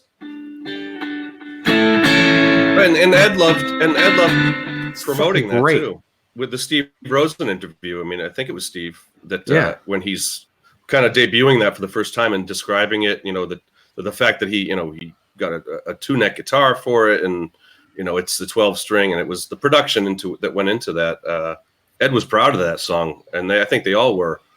Well, of course, he wrote that at that time. His new wife. He was in love. He wrote all that music for his wife. So, but it goes back to what we were talking about earlier about as each progressive album got a little bit more poppy. That's not necessarily true. I mean, as early as Van Halen 2 with Dancing the Night Away, they were already writing amazing pop songs, and Secrets is one of those. Secrets is a song that had somebody not named Van Halen written it. Let's say who was big on the charts at that time, Lionel Richie or whomever else was big in 1982 that was considered not a heavy metal. Because remember, Van Halen was still a heavy metal band. Michael Jackson. If Michael Jackson releases could have sold that song to anybody. And if Huey Lewis releases that song, it's a #1 record. Absolutely. In fact, anything Huey Lewis sings on is #1 record.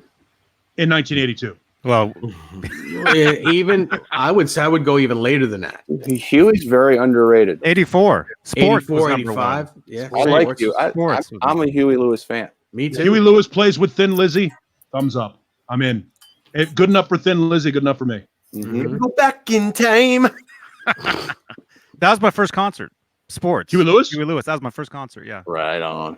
Huey was a great example of a guy that can't tell us. Sorry, Johnny.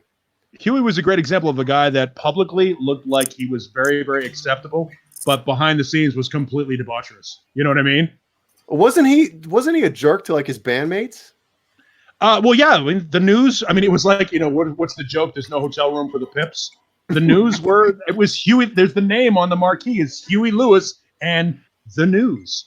You guys didn't even have names. You're the News. Not like the E Street Band, where the E Street Band had, those guys had some personality. It was the News. Name somebody in the News. Me. Right there. Johnny Cola. Johnny Cola. There you go. Mario. Yeah, something. I'm Johnny back there in the back. Johnny Cola played guitar and saxophone. Yeah. I liked the other guitar player. What was his Huey name? was Huey Harp, right? Huey Harp when he did the Thin Lizzy records. Huey, Dewey, and Louie? Chris. What was the other guitar player? Chris. What's his relationship with Thin Lizzy? He played on some Thin Lizzy records. He played harmonica on some Thin Lizzy. Is that right? I didn't know that. Yeah, I think Live and Dangerous. He's on that. Wow. He's credited as Huey Harp. Oh. Wow. Good enough for Thin Lizzy. Good enough for me. You never know who's going to be on certain records. Was that before or after, or did they make out any albums after? What's his name passed away? I can't even. Well, they put out that Dedication record, and then they've done a couple of live albums. But Thin Lizzy have become Black Star writers. Oh, okay. Yeah, they've got Ricky Warwick from the Almighty singing now. What was his name? I can't think of his name. The bass player, the singer, Phil Lynott. Okay. Or Lynott or The Lynott. Irish. Phil Lynott. Yeah. The Irish will call him Lynott. Yeah. But Lynott, yeah. Phil was the guy. He was amazing. His voice was ridiculous. Gary Moore was to me. And his bass playing was ridiculous. He was just bass players that sing lead are my idols. Because you can't, it's so hard to play single note riffs and sing at the same time. So bass players that sing lead vocals, and that's You're a fan of Slayer, then, guys. I gotta go. Lemmy Simmons. Gene Simmons. Gene does a great job. Have a good night, Jay. Have a good weekend. I want to hear. Just ask him. I don't necessarily think Gene plays bass. I want to talk. I want Gene to talk to Gene. That's what I want. I used to do that with the comedian Craig Gass. He would come on our show, and we would do dueling Gene Simmons show, which was fun. Dueling Gene Simmons. and Craig was the guy that was, and I'm sure David would agree. He's the guy that pointed out the fact that Gene Simmons has to say "of Kiss." Yes. At the end of everything, you can't just say "This is Gene Simmons." You have to say "This is Gene Simmons of Kiss." Wow, that's pretty good though. That was good. You had a little nuance there. I heard. Man, that was good. Yeah. That might be even better than me. It's timing, right? Yeah, I think I told I told the Gene Simmons story last week, right, about how we were backstage at a show in 1988, and he walks up to, it's me and a guy named Bill Fisher, who used to work for, I think, Epic Records, and Michael Idlis, who was their record rep for Polygram, and Paul Stanley, and the girl that he was like his personal trainer, so that people don't think he's gay, and two stagehands, two local road hands, and then Gene walks into the circle. And we're all having a conversation about it doesn't matter. But Gene walks up to one of the local stage guys and goes, "Excuse me, do you have $1?" And the guy goes, "Yeah, no problem." So he goes in and hands Gene $1. He goes, "Thank you," and walks away. Paul Stanley just goes, Paul Stanley looks at us and he goes, and that was it. He just wanted the $1. Fucking took the $1 and walked away. I don't carry That's one. Gene in a nutshell. Wow. Unbelievable. That's a true story. I wish I could tell you I'm lying. Good night, Paul, Jay. it was good to meet you. Nice meeting you as well, Jay. And, Jay Hannon, do you have $1? You can't leave until you give me $1. Yeah, it's an exit fee. You can't stay until you give me $1. Does Gene Simmons have a PayPal account? Send Gene it to Simmons. Gene Simmons. AKA David Gene Nesbitt. at Simmons at never mind. He created PayPal. Created PayPal, right? I was going to say.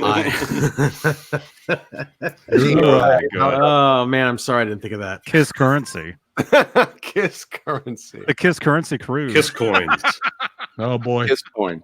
All right, Yeah, you don't want to have anything with KKK involving that there. Oh, That would be bad. I invented the Irish goodbye. Ghosting. Now what? Now what? Uncomfortable silence. I saw Green Day at the Whiskey the other night. Oh, did you really? Yes. Was that like the new record? Obviously, people are going nuts over this. They have a new album coming out. Did they like showcase the record? Is that what it is, or did they play it? They played those single. Oh, cool. Just one song? No, they played the single and then all their, like a. oh wow. Was it a secret, kind of like a secret show, or like? They announced it that morning. Wow. And So what guitar did Billy Joe use? He used a Junior? he used a Junior, like a Sparkle Sunburst, Tobacco Burst Sparkle. I like and he that used idea. his old Strat. It's too bad. And Why, it's Yeah. Straturday. Yeah, Yeah. No, but that Strat is not. It's just not very manly. well, it's been with him the whole run, so I think it's pretty special. Baby blue. Mhm. No, the Strat that he has, it's with all the It's not even a stickers. Fender. It's not even a Fender. I think I can't remember who made. Is it a Fernandez? The That Fernandez. it is I a don't know. Fernandez. I know the Okay. guy. I know you the sell guy it to that him? gave him the guitar. Let's shake it I out. thought you sold that to him. No, I didn't sell him that one. I sold Trey Cool a guitar, and then I saw them sitting in a bathtub with it in Spin Magazine. Yeah. With your guitar? No, I worked at a store. They used to come into a store I used to work at, and I used to sell them guitars all the time. Back in the 90s, 95, 96, 94. Yes, buying new guitars is so punk. Anyway, they played with Weezer and Fall Out Boy. And, Didn't we just talk about this last night, I don't know. Johnny? Yeah, we were talking about this. Yeah. Yeah, I thought so. Because I thought for a minute I thought I dreamt it. It's like, Yeah, I was Wait a given the second. given the heads up a week prior.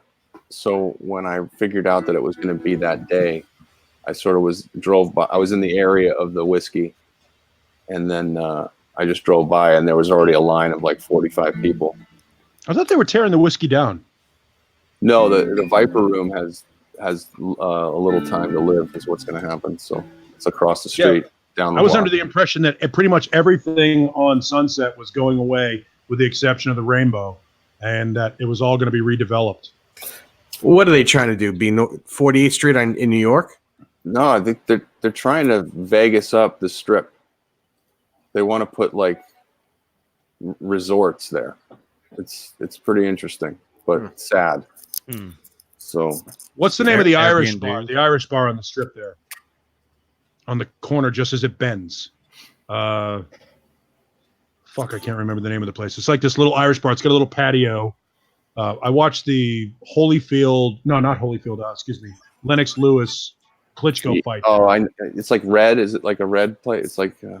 Oh wait, isn't that the place that Lemmy used to hang out in all the time? No, that's the Rainbow. A Rainbow. That's a Rainbow. That's not what you're talking about. No. It's an Irish bar. As you're going down the Strip, you're heading toward where Guitar Center and it's right past Book Soup, right? I think. Yeah, it's right. It might even. It's not too far. Tower up from the Hyatt. It's the old tower. I think is right there. Yeah, I forgot the name of that place, but yeah, that was a cool bar to drink in. The show was amazing. I've never been in a club with obviously 3 huge bands playing, and the crowd was all fans. It was all people who lined up that morning and waited for 3.5 hours to get a wristband and then come back that night. And so the energy in the room was fantastic. I've never been at a gig like that in my life. And then I'm standing, basically 15 feet in straight up center from, Billy Joe or Rivers. And how'd you get in? I waited in line. I knew there was going to be a show, and I knew there was going to be a lineup.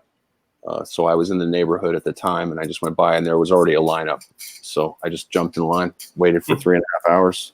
Wow. So it's funny because I was getting I put on my Instagram that I was there, and I started getting messages from people on my Instagram, strangers that wanted to jump into line with me, and I was like, "Fuck you!" And then this one chick messages me, and she's like, "Oh, God, I know the keyboard player for Green Day, but he says it's like the hardest ticket to get, and he's only got a few to give out, and he can't do, And then she sends another, I ignore it, and then she sends another message. She goes, "I see that you follow my boyfriend, Pete Thorne."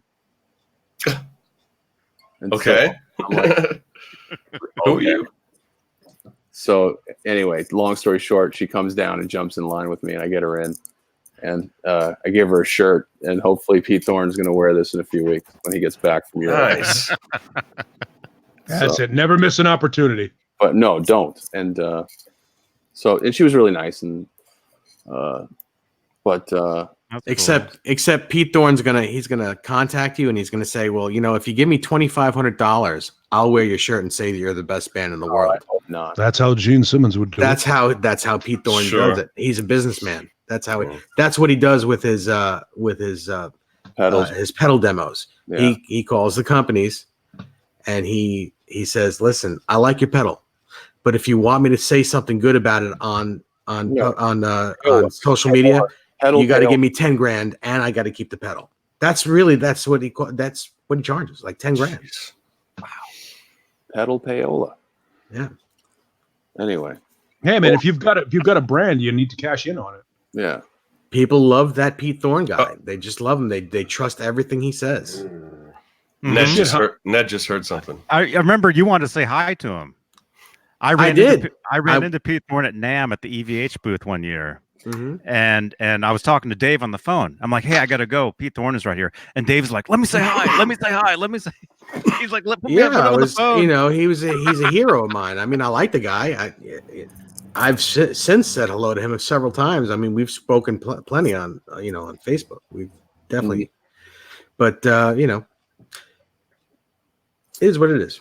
It is what it is. But by the way, Eddie Trunk just picked up on our interview with David Lee Roth.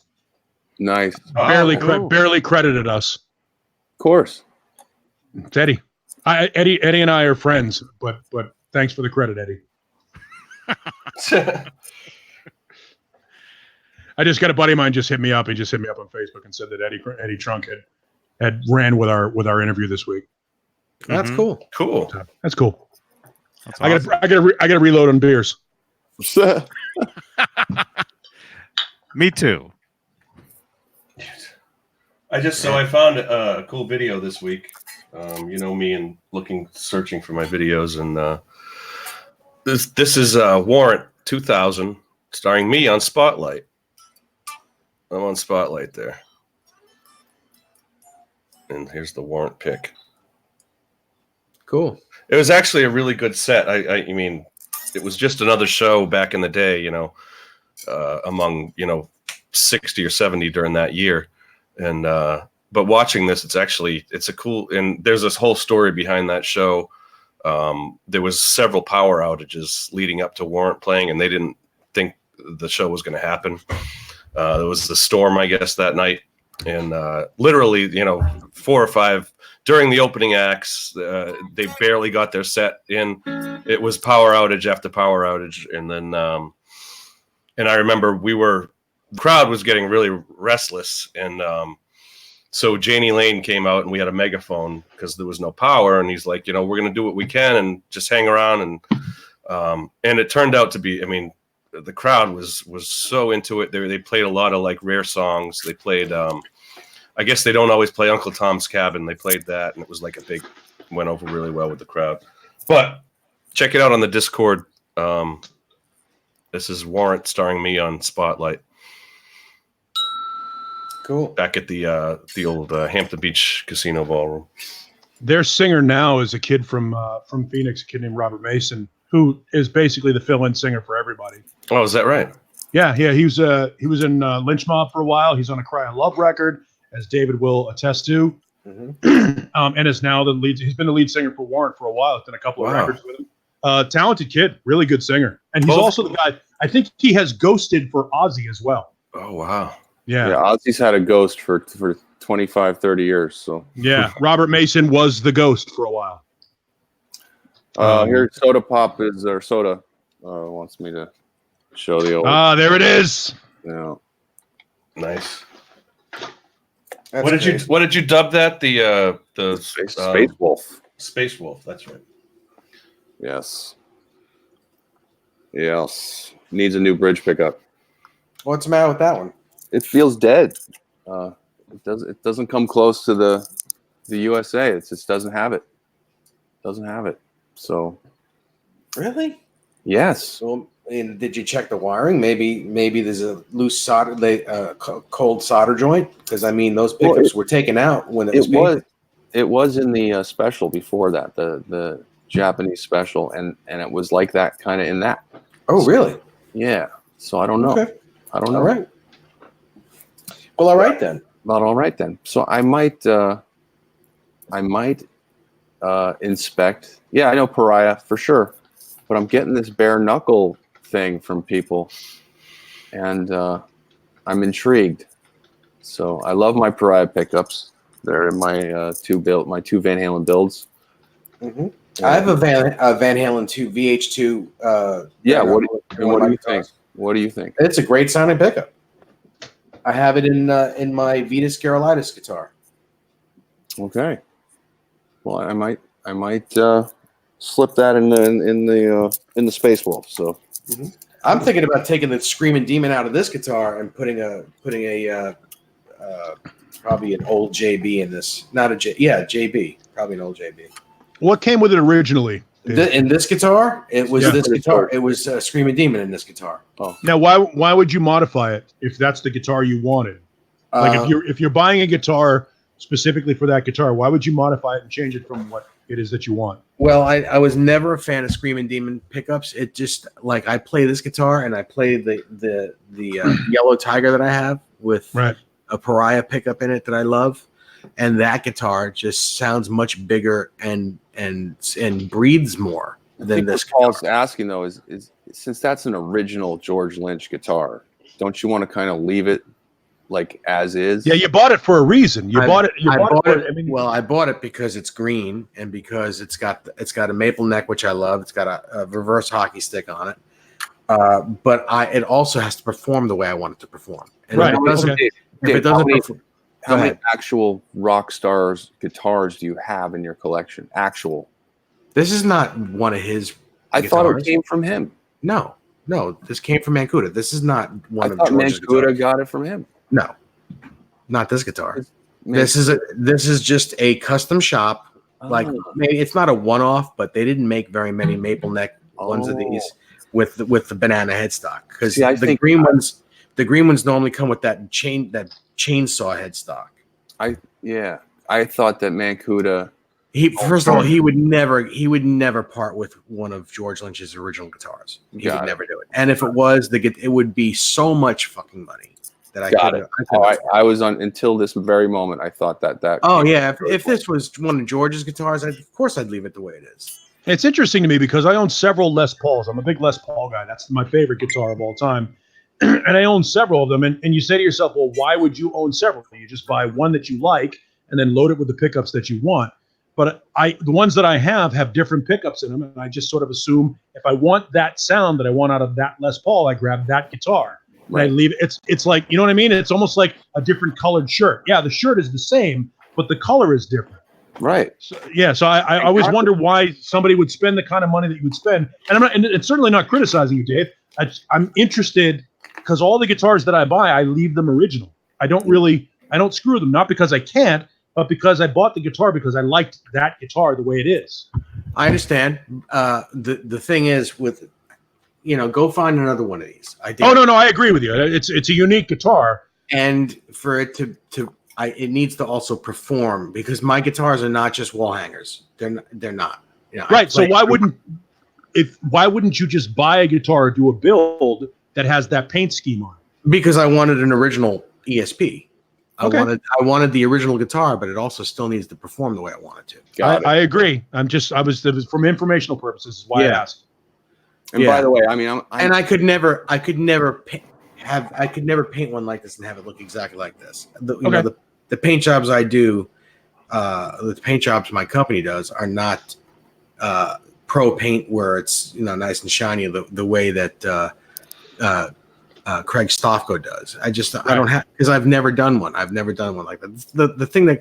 The one that comes the closest to it is my flame guitar, which has shine to it and we buff it out, but it's not like it doesn't look like the way it would come from a store brand spanking new. It just doesn't. Right. And I'm fine with that. If people want to buy guitars from me, basically I make replica guitars of, famous people's guitars. That's basically what I do. I'll build anything that someone wants. But that's basically what we do is we build replicas. And most of them are all beat up by now, so that's what we do. That's our little niche.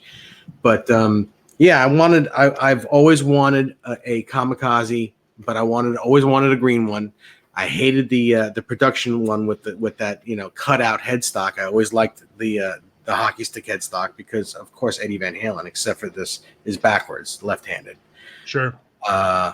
Which makes sense when you talk about the tension on the E string. Yeah, it's really cool. I love it, and everything about this guitar is cool. It's got my favorite color green on it, and yellow and pink. The colors just look fantastic. Yeah. In fact, awesome. in my opinion, of all the Kamikazes, this one looks the coolest. And the one that comes next to it is the blue one, the red, white, and blue one. Red, white, blue, and silver, I believe it's called. I believe it is.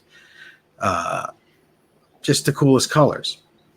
But the Screaming Demon is not really my bag. You know what I'm going to do? Also, this pickup is a little far away, and it doesn't want to come out of its route. Really, I tried that already. So what I think I'm going to do is when I do EVH Con this year with Adam Reaver and everyone that we do this with. I'm going to bring the guitar and I'm going to have him put the pickup mounting system in it. EMS. Yeah, and raise the pickup out and see what that sounds like first. If it sounds better, then I'll leave the pickup in. If not, I'm just going to change the pickup out. And by the way, I want to say for the record, because Sean or Pariah, put me in his stable as an endorser. It's like I've only been endorsed, for a few months by anybody, so I really appreciate that. And I'm not trying to switch up, brands and stuff. I just want to try everything because I want to try everything. And I already have 2 guitars that I love my Pariah pickups in, but now I'm hearing about bare knuckle, and I have to inspect just for the hell of it. So. By the way, Soda, yes, I have met Lynch. Sorry, didn't mean to interrupt. Just answering your question. Well, Caleb, you've never signed a contract with anyone, have you? No. All right, no. So then, I mean, I'm an honorable guy. I mean, I understand that, and I am sure that Sean is really happy that you're playing his stuff and you're playing it out to a lot of people, and I'm sure you're very appreciative about that. Mm-hmm. Extremely. That being said, I think Sean has a bunch of guitars that doesn't have his pickups in it too. Okay. So I don't think he'd be terribly upset if you wanted to just try something for I mean, with all the accolades you give him and his company. Ned's playing with his tail. Yeah. Yeah, I know. That's right. I have Ace that's been dropping a ball on my foot repeatedly while we've been doing this. And Lemmy is at the door bitching at me to take her out and throw the ball. I opened the back door just to let her go. He is playing with his tail. Look at that. That's very funny. What is that thing? It just makes me happy to see a cat that that had a rough time for a while, and now Johnny took him in, and now he's clearly happy. Oh yeah, he's sitting there. He's on the couch. Yeah. I came home today. I was in downtown Santa Cruz going to different music stores today, which I didn't even talk about yet. And I walk in the door, and he's sleeping on the couch. Look at that. Oh my God. It's amazing how he can amuse himself. It's like he knows it's his tail. Yeah. He's not stupid. He knows it's his tail. He's just like, I don't know if he knows. Tail. I'm going to play with it. You don't think he knows? I don't know. Do cats know his own tail? He just looked at you when you said that. That's great. Look at him. There he is. Of course he knows. Oh my God. He's having so much fun. Oh my God. Yeah. Can you imagine if we could amuse ourselves this way? We could just be that amused. He's like, where'd it go? Where'd it go? Look, a hand. Shit. I didn't see that before. Whoa. This is amazing. Wait a minute. I wonder if I can shape it. Oh, I'm kidding. Yeah. Now, what if I touch this? Oh, I wasn't talking about that. I don't know. Of course you weren't. It'd be a little bigger. Whoa, look what I can do. Almost. What are you, a horse? Almost. Oh, man. So Dave, I'm going to be in that room in like 10 days. Yeah, 2 weeks. What are like the 3 guitars you just have to let me try because you want me to check it out? Like my 5150. Yeah. My 59 Les Paul. Oh my God. And I mean, I don't know. Like legit 59 Les Paul? Yeah, I don't really talk about it too much, but yeah. Yeah, I wouldn't either. Somebody offered me their R9 in exchange for their arm. Red EDM. I know. I told them you weren't going to do it. I told him I told him I wasn't going to do it. Yeah, I told him I wasn't going to do it.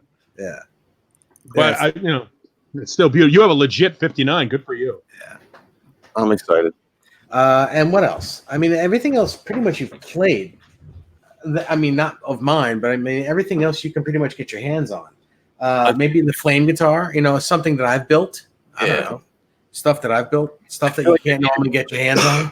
You need to try every red EVH build you have. Like, for some reason, I have to. You can. They're all here. Looking forward to it. I mean, I don't have that many left, but I keep letting them go to get some of these other guitars I want because I can always rebuild them. Which ones did you let go? The Hot for Teacher. You did? Yeah. I kind of feel bad. Just this week to get this green ESP. It's still within the circle, though, right? Yeah, but no, I didn't give it to him. No. Oh. I gave Did you give it to Stash? No.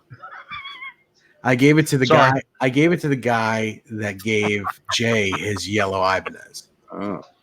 And I'm not going to mention names because I don't want to do that. But let's see what else. My Neptune guitar I sold. You're 84. I'm about to give Michael Smith my 84. Wow. And then I'm going to keep the remaining 4 of them. And then, as I want them, I'll rebuild them better than I did, 7-8 years ago. More powerful than you can possibly imagine. Now, me and my partner, which I won't mention his name because I don't want him in trouble. We build these things better now than we ever have. So it's if I I'll just upgrade.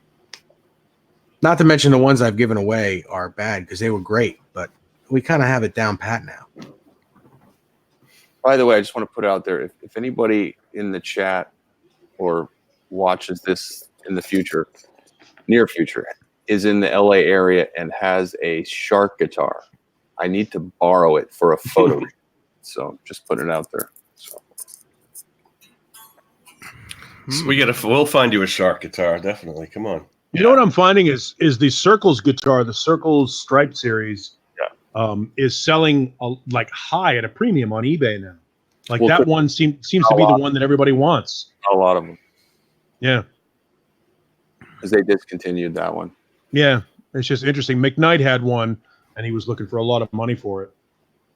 That's the one that I didn't expect that one would pop. I had one. Yeah. I had one and I had to get rid of something, and that's what I got rid of.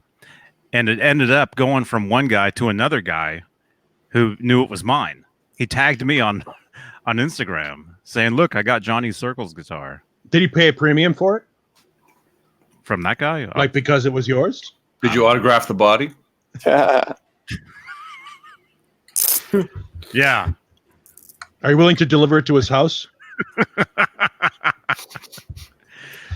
Yeah. Because Gene Simmons would. For that price? Yeah, absolutely. That was a great guitar, though. I mean, that was one of the ones that I would play live, and people wouldn't think it was a Van Halen guitar, most people. So I would feel comfortable playing that guitar. Yeah. I love that guitar. I think the Roth is coming, by the way. I think that's the next Stripe series in January. Just my hunch. That'd be cool. What's coming next? Well, the Rasta is the face of Van Halen from this point moving forward. The Rothsta. The Rothsta. The Rothsta. Wow. I'm looking forward to playing those new 5150s, the solid colored ones. Mm-hmm. I think those guitars look really cool. Do you think they're going to be any better than the Kramer 84s? Probably. Yeah. Yes. But are they Indonesian or are they Mexican? I think they're Mexican. I think they're Mexican. Are you sure? Or are they not? Are they made in Korea? Like the? No, I think they're the same as the striped ones. Oh, maybe Dave might be right though, because Korea started making the Shark, so maybe that's where their new deal was. Look up the spec on the new 5150s. Just go to evhgear.com. Okay. See, where have I heard that before? Oh, fuck you, Dave. I mean, respectfully. Oh my God, he showed respectfully. Man, I'm deleting this video. Son of a bitch. I'm not deleting this. What did I miss? He just showed he it. stood up. 59? That's like seeing Dolly Parton's tits. That is a great analogy. That's great. You're never going to see him. Sasquatch. It's a Sasquatch. Yeah, you're never going to see. That's Halley's Comet is what that is. Wow. That's a legit 59, Dave? Yeah. Fuck, man. You better have a fence around that. You need to build a wall. No. We don't look at it. We don't talk about it. Yeah, we don't touch it. We don't touch it. Lick my love pump. It's all right. No one's going to watch this video. Move on. No one's going to see this video. It's all right. What Good was I for you, looking son. up, Johnny? That's insane. What? evhgear.com 5150 series in the specs. Where are they made? I think they're Mexico. See, Dave's gonna. I've never played a Les Paul that made me go, I have to have one. But I have a feeling that dude, to touch a 59. Yeah, just I'm nervous. I'm nervous. You hear the term Holy Grail a lot. That is, I mean, is there a greater guitar legendarily than a 59 Les Paul? Is there one? I mean, maybe an original Fender Broadcaster. Oh, well, I have a 53 Telly. Still not a broadcaster though. You know what I mean? Yeah. It's close, but I mean, a 59 Les Paul. Even people that don't know what the hell a guitar is, you hear 59 Les Paul, they go, "Oh shit!" Yeah, that is it's like a Lamborghini. Yeah. You know, even non-guitar people know what it is. Renus, I here's the deal. I don't really talk about this guitar too much, and I really don't want to talk about it on social media.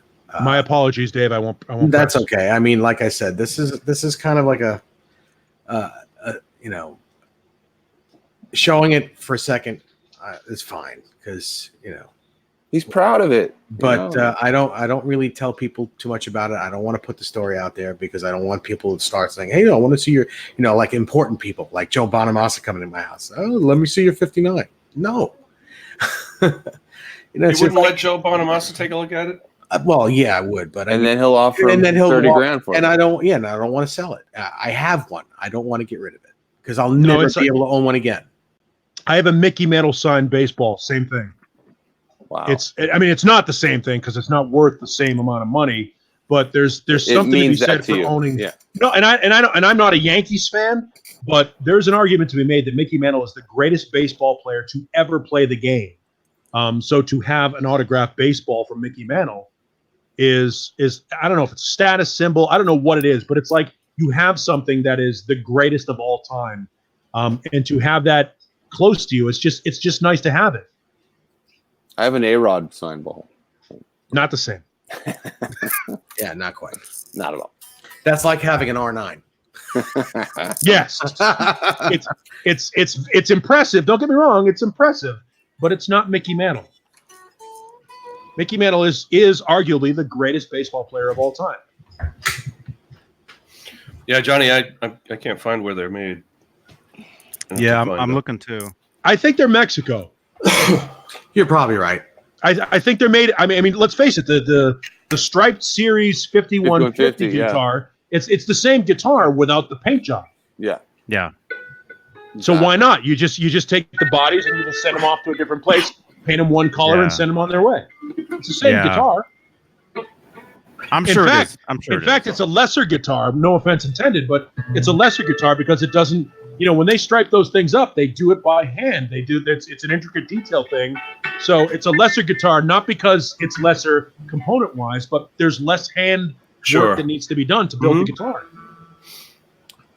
I mean, until I play one, I'm just it's kind of a what's he doing kind of thing. It's kind of meh. Yeah, what's he doing? Well, I mean, the thing is, Caleb, I mean, you've got your 5150, even though it's not red, is way closer to Ed's original guitar than those EVH branded ones. Sure, it just is. It just is. All of our personal builds are much closer than the original one, and I can understand why Eddie doesn't do that. He doesn't want anyone to have exactly what he has. He doesn't.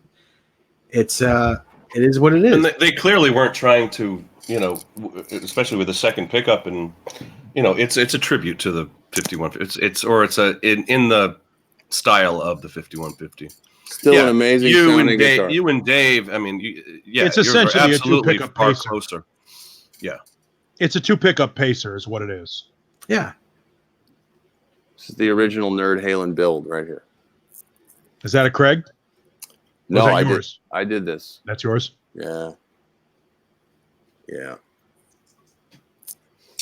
Love it. Yeah, and your striping job is right. It's spot on. Well, except for this line. But yeah. Which one? This top line right here. Which top line? It's the black? This white stripe is off. It's the thicker one? Yeah, it's not thick enough and it's slanted towards the back. Oh, Caleb, come on. What do you think? Yeah, I messed it now up. I have to look at mine because now you need to throw it away. Throw it away. It's a piece of shit.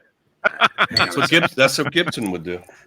That's like But have you ever had a car? You ever had a car that like the first dent you get in the car, you're like, oh shit, the car's no good anymore. I got to get rid of it. No. I mean, that's kind of the thing. I'm not afraid to get a couple scratches on. Oh Dave, no, Dave, I that love Les Paul isn't correct.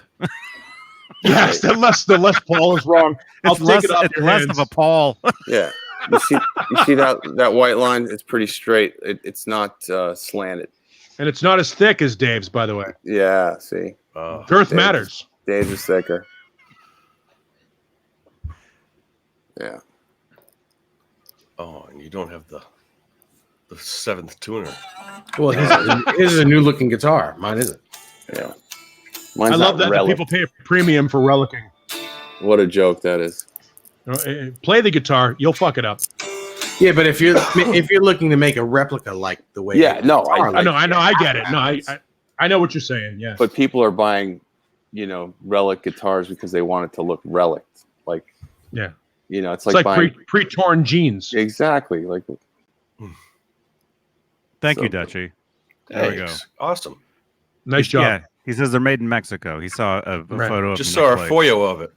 A foil. Yeah. Oh, foil. Thank you, Dutchie. Foil. Foil. Konnichiwa. Foil. Oh man. Need more beer. How many has that You been? just drank 2 of them already? Well, he can't hear. He can't hear us. But 1, 2, 3. Yeah, that's been several. Wow. Man, that's something. He's got. We were only going to do 2 hours tonight. I know, right? I'm Just hit out the myself. 3-hour mark. My empty. Oh, I can't laugh as loud now. Yeah, it's a minute after. The 3-hour mark. Oh man, yeah.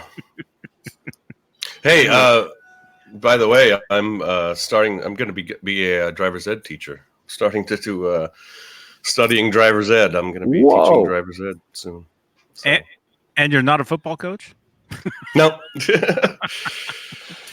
Man, yeah, go ahead. When I did driver's ed, it was the football coach that taught us. Oh yeah, it's And always every time we'd get in the car, it was always, hey, we'd have to go by his house, grab his laundry, take him to the laundromat. It was always run errands for him. Yeah. Yep.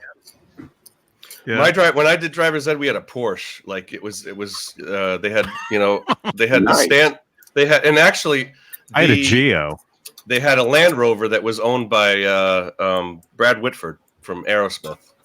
So really? They had just a regular, like a Toyota, a Mercedes, or I think it was a Mercedes, a diesel Mercedes, which was a horrible car. And then the standard was a Porsche, and then they had the Land Rover that was Brad Whitford's.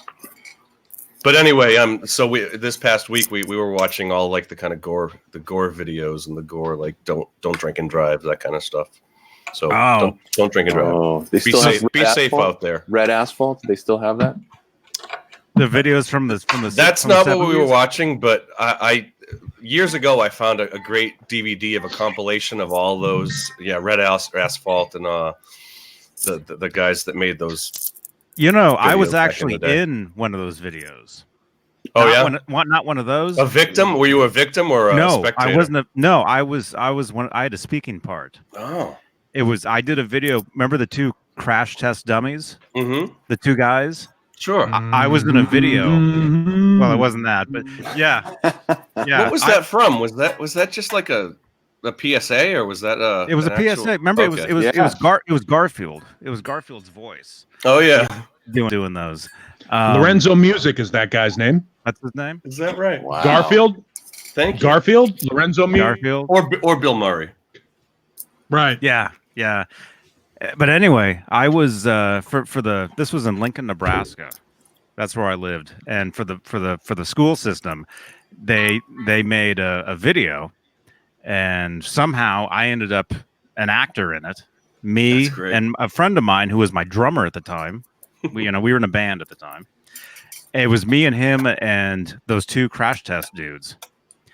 And cool. I had a speaking part. I have it on VHS. If I can get the stuff. Oh yeah, that'd be great to see. I'm gonna have to upload at least my portion of it, because everything after me is pictures of people after. Yeah, I don't. There was even just over this past week. There's too many stuff you can't unsee. After watching some of those videos, oh my god. Well, it's just their faces. It's just here's a dead Would you have to get a release for something like that? Huh? Would you need to get a release for something like that? If you uploaded those videos? If I was uploaded images, yeah. Well, I wouldn't put up those images, but just for my part of it, I don't think so. I mean, I really doubt they're still showing it. Right. But that was the thing, but you don't own the content technically. No, I don't. Right. I don't. So sorry, I didn't mean to bring it up. Yeah. So I don't know. But it was shown like throughout all the schools. Mm-hmm. And so for a while I was, known as somebody that was in one of those videos. I was known as the guy that played the guitar and that loved Van Halen because I would play the Battle of the Bands, and I played Pretty Woman in front of the whole school in junior high, like on the stage. That's cool. And there was a video of that. I wish I could never get a video of that. Did you ever play the Catalina wine mixer? The Catalina fucking wine mixer. Come on. Fucking Catalina wine mixer, man. Makes bank, bro. Yeah. Anyway, whatever. Oh my god. Whatever. But yeah, as far as those videos, man. No, but yeah. But no, as far as those safety videos or whatever they were. Yeah, it's interesting revisiting that and kind of, after, whatever 20 plus years of driving and all the things I'm doing wrong, and I'm going to have to start correcting all that. The left blinker is supposed to go left. Do you guys know your hand signs?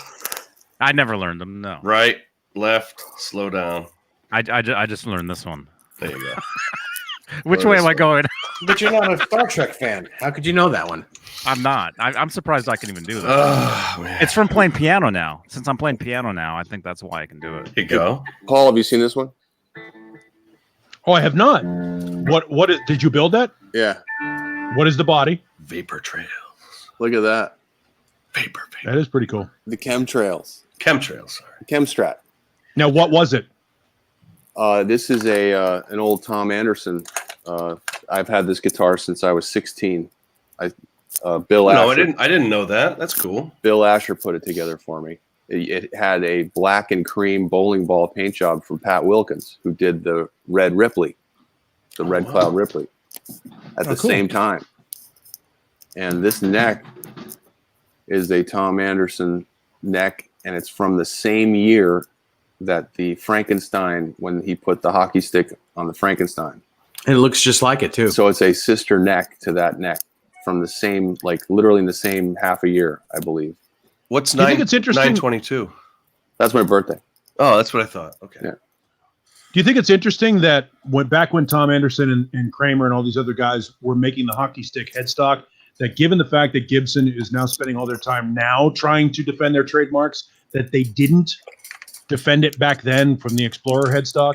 It wasn't exactly the same.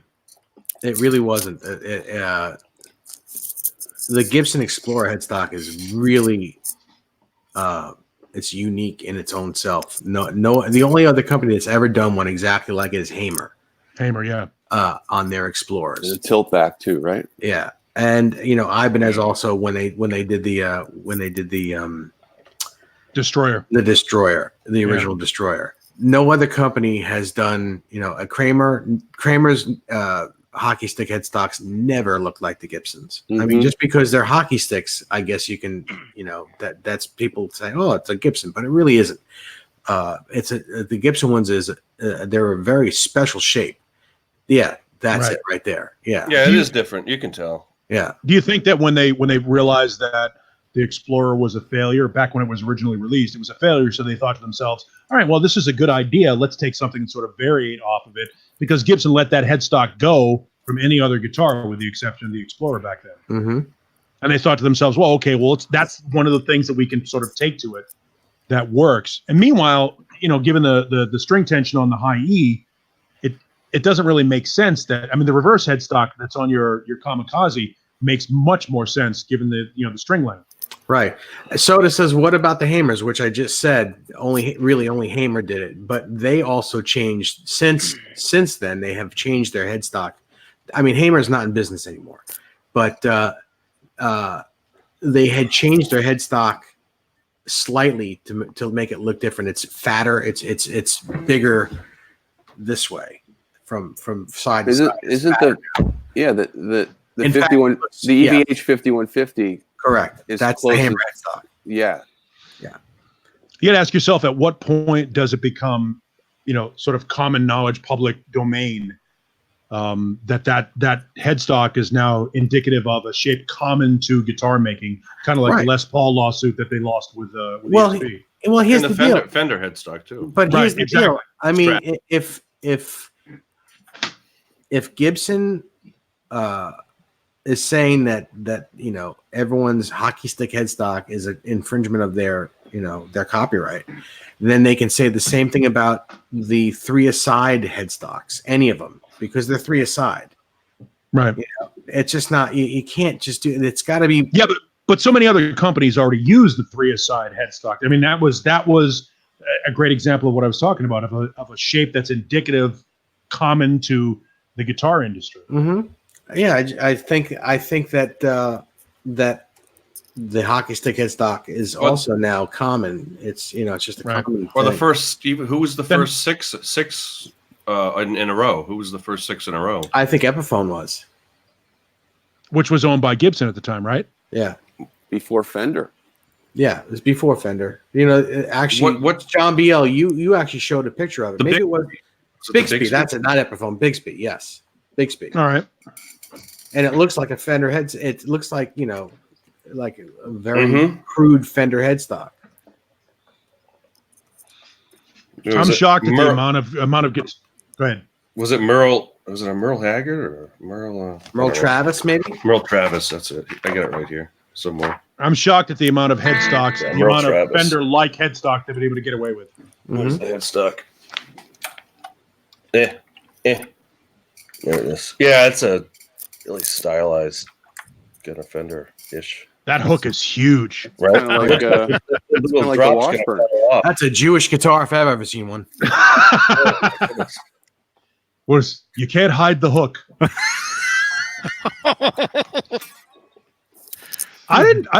It was Tony Fields that said that. It wasn't me.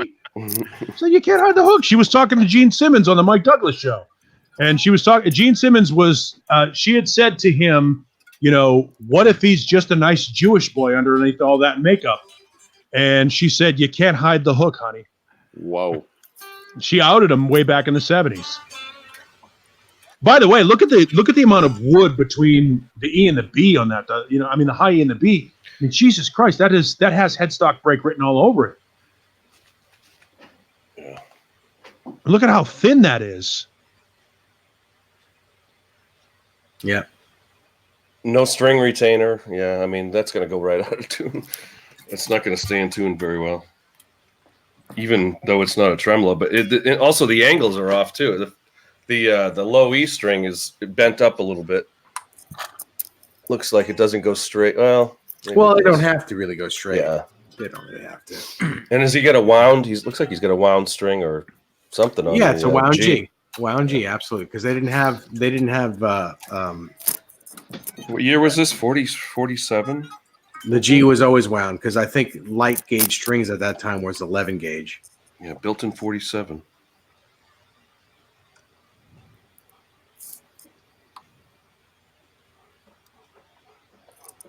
Cool, man. Are we good? I think we're good. I'm good. I just got here.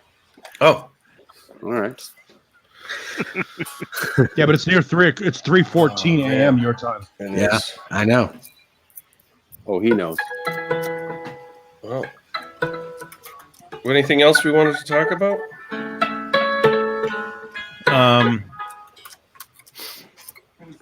Anything else in the news? What's in the news? Well, before that, I went to a couple cool guitar stores today. Oh, Johnny's been wanting to talk about this all night. Or yesterday. Oh, there's Johnny Beane, everyone. Johnny Beane.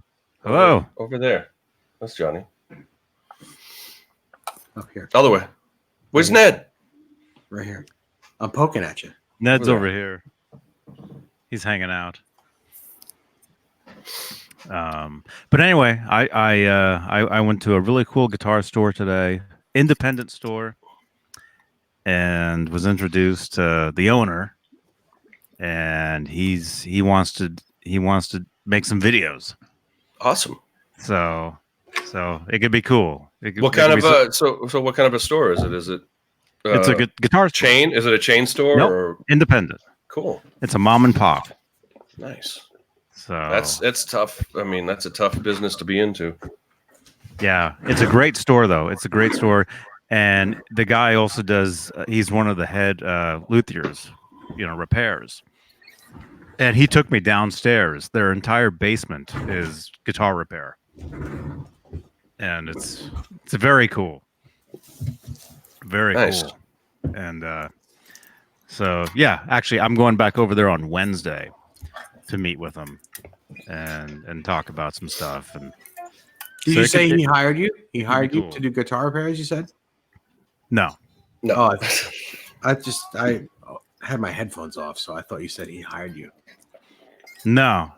I'm looking to do some videos. Do some videos over there. Okay. At a store. And it's cool. We'll see what happens. But yeah, it's very cool. Well, before we go, let's say thanks to Mad Dog. Let's say thanks to Soda. Thank you. Brett McCord. Fruitcake Tony. Johnny, you busking tomorrow? No. Okay. Not tomorrow. Sean Zimmerman, thank you. Renus Pinkle, always a pleasure. Nice set of balls at the end of those strings. Good. What else? I'm guessing he's talking about the strings. I don't know. Nightbot, thank you. Thank you for keeping a good eye all over everything. Keeping it safe. Thank you, Nightbot. Metal Mike, thank you. Soda has a question still. Well, Soda says, do you lose a little sustain when you have a locking nut? I'm going to say no. I'm going to say absolutely not. No, it keeps the sustain in the guitar. I think people that say you lose sustain when you have a locking nut on your guitar just don't like Floyd Rose guitars. They make up excuses why not to have one. Sure. Yeah, I mean, the arguments have gone. I mean, that's an argument that's been going on for 30 plus years. 40 doesn't years it just changes the point of tension on the neck. And in fact, it might actually increase the sustain given the fact that you have constant pressure. Yeah, I agree with that. The sustain is locked in. Yeah. It's like my amp. It's like a steak. It's like a steak when you sear the flavor in there. That's right. My amp started smoking the other day. Did you try to get the smoke back in it? That's. Oh no! Did you put out the fire? They say if you smoke after sex, you're doing it too fast. Mad Dog, there's always next week. Yeah, you'll have to make up for that. All right. But anyway, thank you, everyone. And again, a great Straturday night. Thanks, Paul, Johnny, Dave, gentlemen. Caleb, thank you for Jay, having me. Yeah. Lemmy, and I forget Ned. What Ned, Lemmy, Sneakers, and Sneakers, Skittles. Skittles. That's right. Skittles. Who the hell's Skittles? Who's Skittles? The little my little dog. Yeah. The Chihuahua. Snickers, like the candy bar. Sneakers. That's what I said. Thank you all. Thank you. And anybody have a beer count on how many I've had? They were working on that. What is it? 7. I'm gonna say 12. Man, I've only had. Let's one get the beverage. chat. Ask the chat. How I many think 9. beers? I think 9. 9? Oh man! Wow. In 3 hours? You're a thirsty dude. That's all. Renus, like thank you. And it's Saturday night. Who cares? Right? It's a weekend. By the way, these are the first beers I've had in years. Literally years. I don't drink. And so what's the special I don't know what occasion? it was. I was out at the store. I was out at the store today, and I happened to walk past the cooler. I'm like, I'm gonna grab a case. That looks good. And it's been years. It's literally been years since I've had beer. What kind is it? What kind do you have? Well, I mean, maybe we can get a sponsorship out of it. Oh man, it's basic. Oh, that's water. That's my go-to. Yeah, it's not. I mean, yeah, it's not real beer. Do you have a beverage of choice besides beer? You know what's funny? I find as I get older, I drink hard liquor. Like if I want to drink, I drink hard liquor. Yeah, like single malt. Like whiskey or tequila I drink hard liquor. Beer, as we've talked about, is like water. Beer is like drinking a soda. Beer is like drinking a refreshment. It's something to keep you cool and refreshed. Hydrated. It's not really like drinking anymore. Kids drink beer. So, I drink Arizona iced tea. Do you really? Yeah, I drink the green tea. Arizona it's not made in Arizona, by the way. I know, but I drink it because it doesn't raise my blood sugar. No, I get that. I totally understand it. Yeah, no, I these are the first beers I've had. Literally, I don't think I've had beer maybe 18 months or so. Wow. I don't drink. My mom was an alcoholic, so I have the gene, but I don't have the gene, which is great. You have the gene? You have the gene? I have the gene. I have the Gene Simmons of Kiss. Yeah. So I think. Yeah, I mean, I probably have like 3 or 4 beers a month. That's about it. You know. Yeah, and you trust me, I'm an embarrassment to South Boston. All right. I'm not saying I don't drink. I'm just saying, sure. All right. Thank you, guys. Gentlemen, thank you. All right. Website, everybody, real quick. Let's hear it. What's your website, John Biel? I don't know. You can find me on John Biel on YouTube or on Facebook. And John Blinn on Facebook. But don't forget to check out Nerd Halen. Nerdhalen.com. Coming to a city near you. At Nerd Halen. We got Neanderpäul. Don't forget Neanderpäul. Is that your it's Neanderpäul.com. Just search Neanderpäul.com. Dave is the guitar whisperer. Guru. Nice. Johnny Beane live and Howie Beane live. No, that one expired. Okay, and Ned Beane. Johnny Beane. Here. Where am I? Where's my other keyboard? Johnny Beane TV. .tv. Oh, that goes here. Oh. Here. Well, this is the longest sign off in Tascam.com. I do have a question for Caleb. Yes. How far will Nerd Halen travel? As far as how much? How much you can pay him? How far have you traveled? Oh, not far. All right. But we've only been live since we've only just begun to fight. Yeah, we've only been playing live since May, really, a full show. So, sure. But I was going to ask you off air about some spots around there where I should. All right. Well, we'll talk about it off air then. Cool. This is the part where the chat doesn't get to hear about what goes on behind the scenes. Exclusive. This is where the porn happens. Backstage. This is where we wife swap. Where it gets a little blue. It's Johnny Beane after dark. Wife swapping. Bean swap. Johnny is the most uncomfortable guy in this chat right now. All right. So there's my website, you guys. Right there.